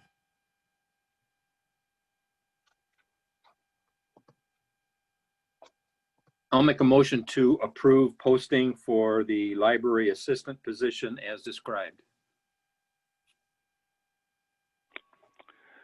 I would support that, Bill. Motion by Mr. Palmer, support by Mr. Byer. Roll call. Mr. Byer, Yes. Mr. Cummings, Yes. Mr. Palmer, Yes. Mr. Nordine, yes. Mr. Gasky, Yes. Ms. McGuire, Yes. Mr. Weed. Yes, motion's passed. The USDA RD amendment form. All right, so the executive secretary sent out the form. I believe Mr. Freeman is still on here. I thought I saw him. Hold on one second. Yes, he is. I've just unmuted. Hey, Rick.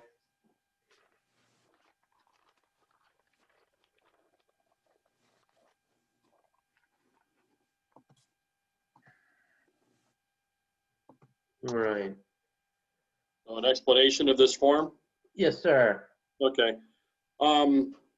Back when we initially started phase 2, USDA RD requires an engineering agreement to be established with scope and fee in it, which we put together and was approved back in late summer, early fall of 2018, I believe, for the amount of $230,000. And what we've, as earlier stated, with the pay request at number 4 for Elmer's, the project has wrapped up in its entirety. Few little paperwork things that will still need to be done, as what Mr. Schaefer earlier came up with. When we went through kind of our final invoicing and stuff, we have went over that $230,000 by a total amount of $3,477. And where that relates to is the extra time associated with the quiet title for Woodland Avenue. The end of that was, like I said, the documentation that Mr. Eppert placed with Circuit Court, going through that, and then also a little more effort than what we originally had planned for in coordinating the services, working with the residents out there, the notices, handling phone calls, and that. So that's what we came to, that additional $3,477, which we have to amend that original engineering agreement per our USD/RD requirements. So that's what you have in front of you. And with that approval by the township tonight, if you so choose to, then we, in the final paperwork coming back from Troy Shank, we will wrap this project up in September instead of it going into October.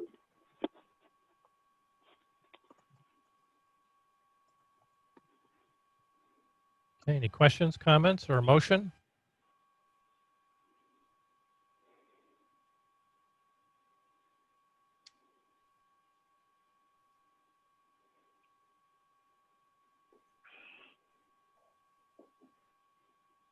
Okay, I make a motion that we approve that the supervisor sign the USDA-RD amendment form. Support. Motion by Mr. Weed, support by Mr. Palmer. Roll call. Mr. Palmer, Yes. Mr. Gieske, Yes.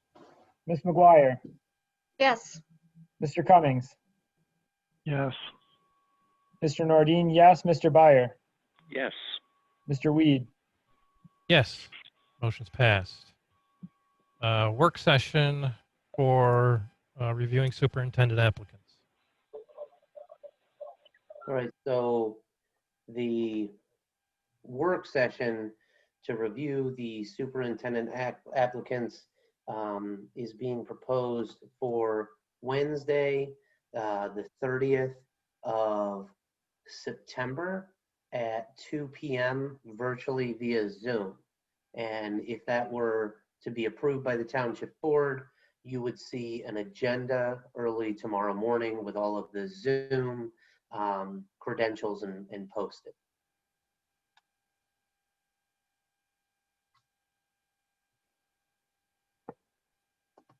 Okay, so I believe what we discussed was the 30th of September. That's right. Does that still work? Yeah. Yes, it does. It's Works okay for me. Well, I 10 had in a the problem. morning. Oh, go ahead. No, I was just going to double check because last Friday I was confused. But 10 in the morning, right? Not 2 in the afternoon. No, 2 in the afternoon. 2 in the afternoon. Okay. Glad I asked that. So. I'll be here by myself in the office, so if I have to wait on people, I'll have to be up and down. But I'll log on. And Jim, if you call Tammy in the morning, she'll have all the Zoom numbers for you. Sure. Thank you. You're welcome. All right, I make a motion. We have a work session for reviewing superintendent applicants on the 30th of September at 2 p.m. via Zoom meetings. Support. Motion by Mr. Weed, support by Mr. Byer. Roll call. Mr. Byer, Yes. Mr. Cummings, Yes. Ms. McGuire, Yes. Mr. Gieske, Yes. Mr. Palmer, Yes. Mr. Nordine, yes, Mr. Weed. Yes, motion's passed. All right, we're into our public comment period. There is a 4-minute time limit. And when you speak, please introduce yourself. For those of you who are online, please use the raise hand function that is highlights next to your name when you put your mouse over your name. For those of you on the phone, I'll key up for your option to push to unmute if you have a public comment.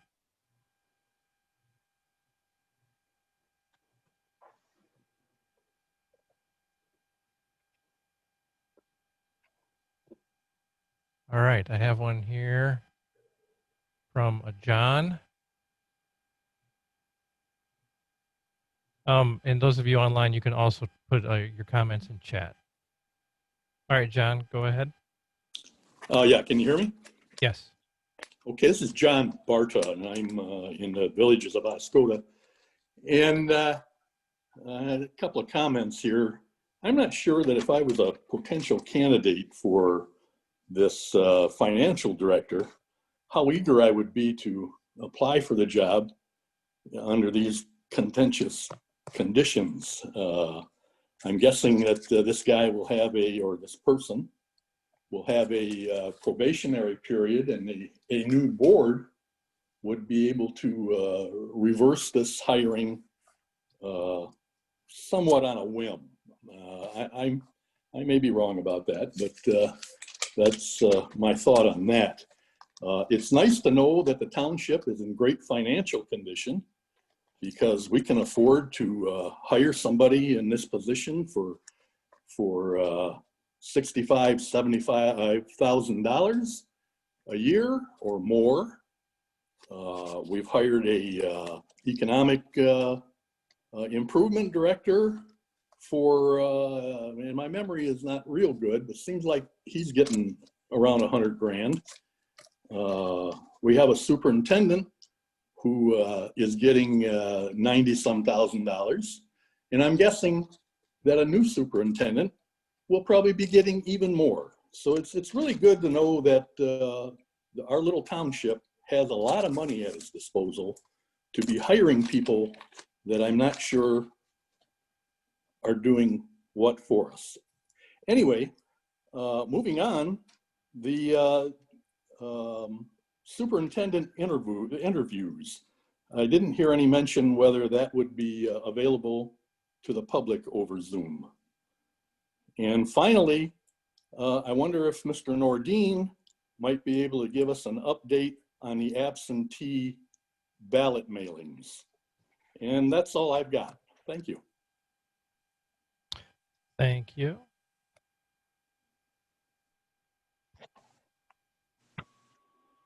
All right, I have someone on the phone, 2364. That's Mary Smith. Go ahead.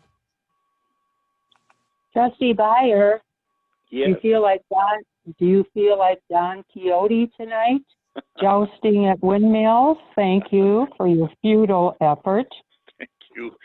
It isn't the first, and well, it might be the last. I've only got. There's only a 4-minute time limit, Mr. Byer. Keep that in mind. The board just rammed something down the citizens' throats. The township that the superintendent Schaefer mentioned in developing the finance director's qualifications, those townships were in financial trouble, unlike Oscoda. Not a very good reference. Is the board action tonight legal? Was the attorney consulted? Can you lower the salaries of the clerk and treasurer's jobs to part-time after persons filed for full-time jobs? To be elected to full-time jobs. I'm not sure that that's legal. Another question. What job does Aaron Wheat get? the supervisor or the financial director. I leave you with that. Thank you.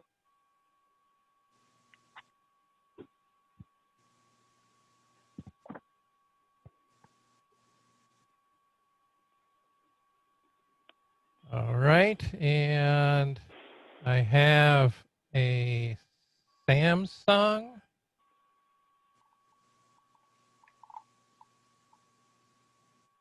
Yes, Whoever- Ellen Maher. Go ahead.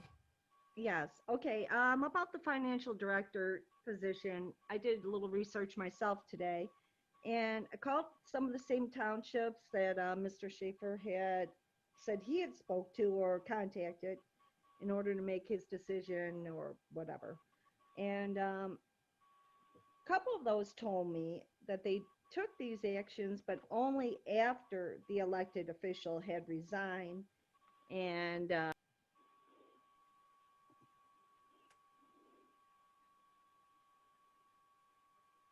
Hello, are you there?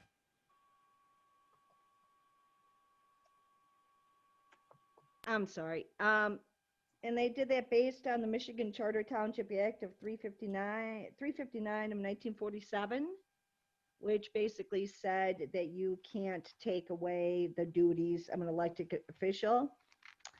But then Mr. Weed made the comment, well, hey, we're not taking away your duties. We're just going to take away your $30,000 a year. And, you know, we see through this. The people of Oscoda, many of them that I talked to today, see that this is revenge tactics. It's disgraceful. Mr. Cummings again showed his true side today. And I personally, and I know several others that are willing to start a GoFundMe because Jamie should have sued the township long ago. And we're going to stand behind her and we're going to help her because it's disgraceful what you're doing. We know what your motive is. Mr. Schaefer isn't committed to this town. He took a job 2 months ago someplace else. Give us a break. We're not fools. That's it. Thank you.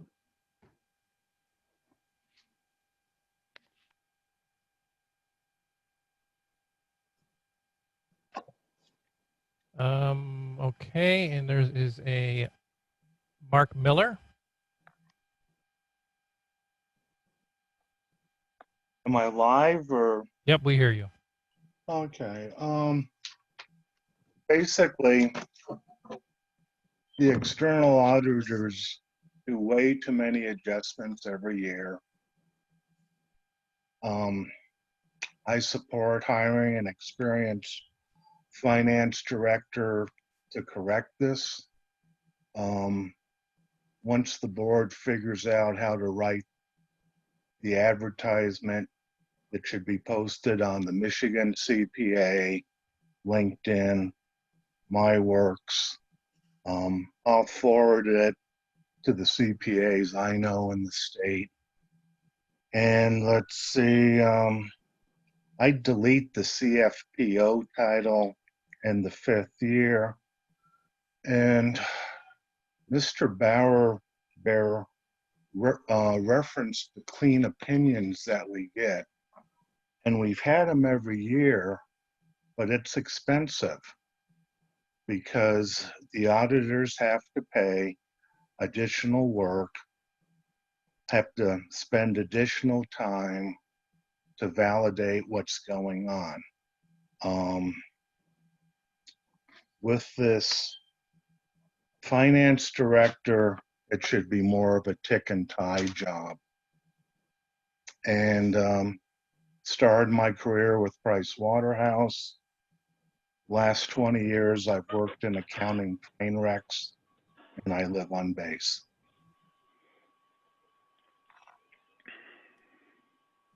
Okay, thank you.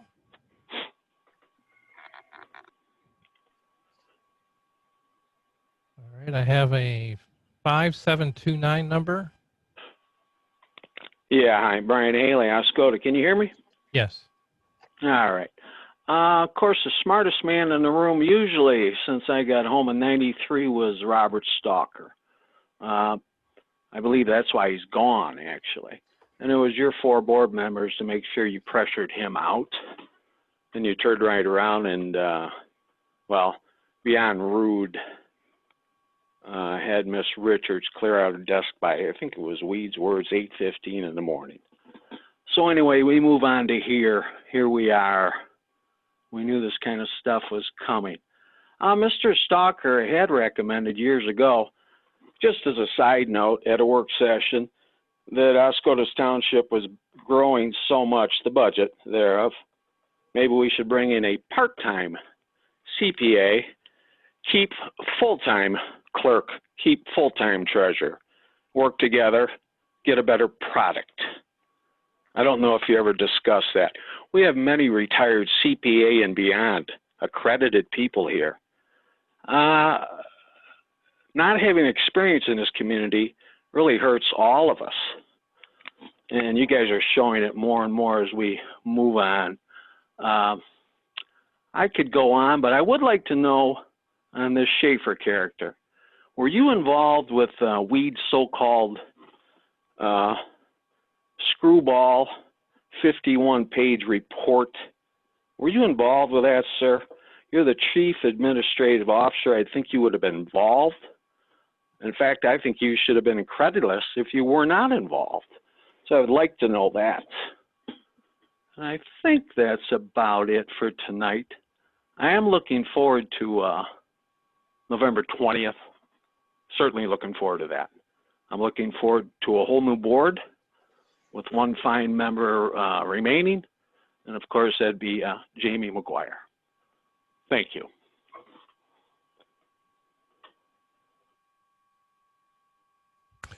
All right. Not seeing any other hands up or any other phones that are unmuted for public comment. So then we will move into board comment. Does anybody have anything? Mr. Barta referenced absentee ballots. And I'm glad he did because I probably was not going to remember to say something. So the clerk's office has ballots now. They've been delivered by the county. So we're in the process of folding them, stuffing them in envelopes, putting postage on them, and mailing them out. This is an estimate. It's not exact. We have about 2,500 requests the day that we got the ballots, and more requests come in every week. So Shelly's been working hard to do that. We've had some extra help as well. So we're getting through them.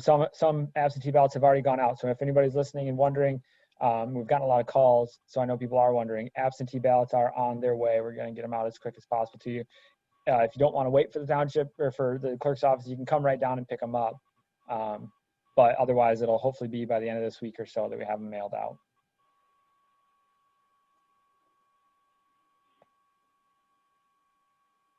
Anybody else have anything? I do. Sunrise Disposal. We just had our drop-off program, and in their contract, it says the contractor will provide the township with receipts from the landfill within 2 weeks of the drop-off event. So have they done that?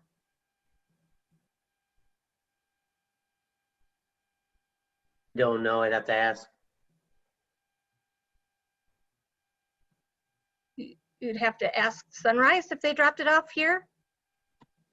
I haven't been in the office. I don't know if they did that today or not. Okay, and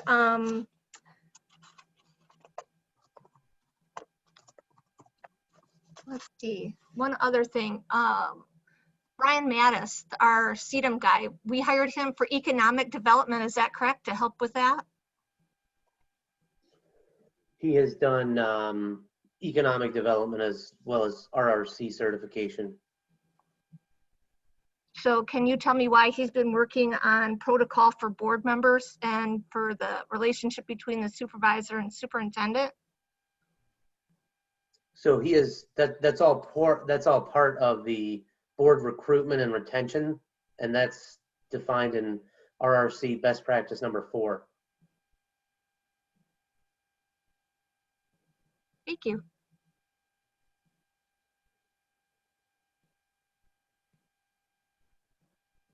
Anybody else have anything?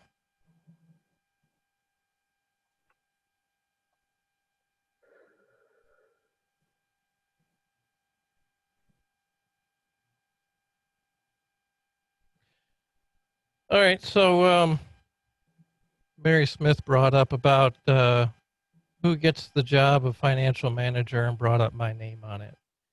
There have been some people who've been going around manipulating things, twisting facts and just coming out with flat out lies on stuff. They did it when we were hiring the economic improvement director, and people were saying, oh, Aaron Weed must be going for that job. I never applied for it. I never had any intentions to apply for it. It's not a job I wanted. Finance manager, again, not applying for it. It's not a job I want. So, you know, bring up all the lies you want, but, you know, they're just lies. Part of your manipulation scheme. There's also about the 51-page report that Brian Haley keeps bringing up, and, you know, I'll bring it up too. I wrote it. I did an enormous amount of research on it. And I'd like to know what the problem with the report is. It's factual. It's third-party verified. If you're having a problem with that truth, then you may want to look within yourself as to why you have that problem with the truth. Like I said, third-party verified. I didn't make up anything in there. It's all drawn out of the data systems and out of reports from other entities. And it's appalling to me that there are people who would rather believe the lies and manipulation over facts. Again, look within yourselves and find out what's really true. Are you listening to people who are telling you the truth? Are you listening to people who are manipulating with a story that sounds good? Are you actually fact-checking what they're telling you to verify if, in fact, what they're saying is true? You can fact-check me all you want. I've always encouraged it. I've mentioned it several times. You don't have to believe me, but fact-check me. Go for it. I don't have a problem with that because I've already done an enormous amount of background checking on it. And I know what's true and what's not true. The audit report says everything in it. And the previous audit reports say everything in them. It's been brought up by other people who have said our audits have routinely been a problem. And yet the liars and manipulators want to go around saying that we received the best audit reports and everything is so wonderful. I don't see the problem. Even from people who have been involved with audits for years and years have been changing the story on it. I prefer to stay with the facts and the truth. And like I said before, if people don't like it, well, I'm sorry, but I'm not here to manipulate and lie. So you're getting it straight up from me. And like I said before, I think some people are having a hard time with the truth. It's kind of sad it's like that, but you know, my time ends here soon and I'll be moving on to other things. So I don't know why you all are still worried about me and saying that I'm going to be getting a job at the township still and all that. It's kind of funny actually, but that's not the case at all. So, all right. Well, then I need a motion to adjourn. So moved. All right, we're adjourned. Thanks for coming out.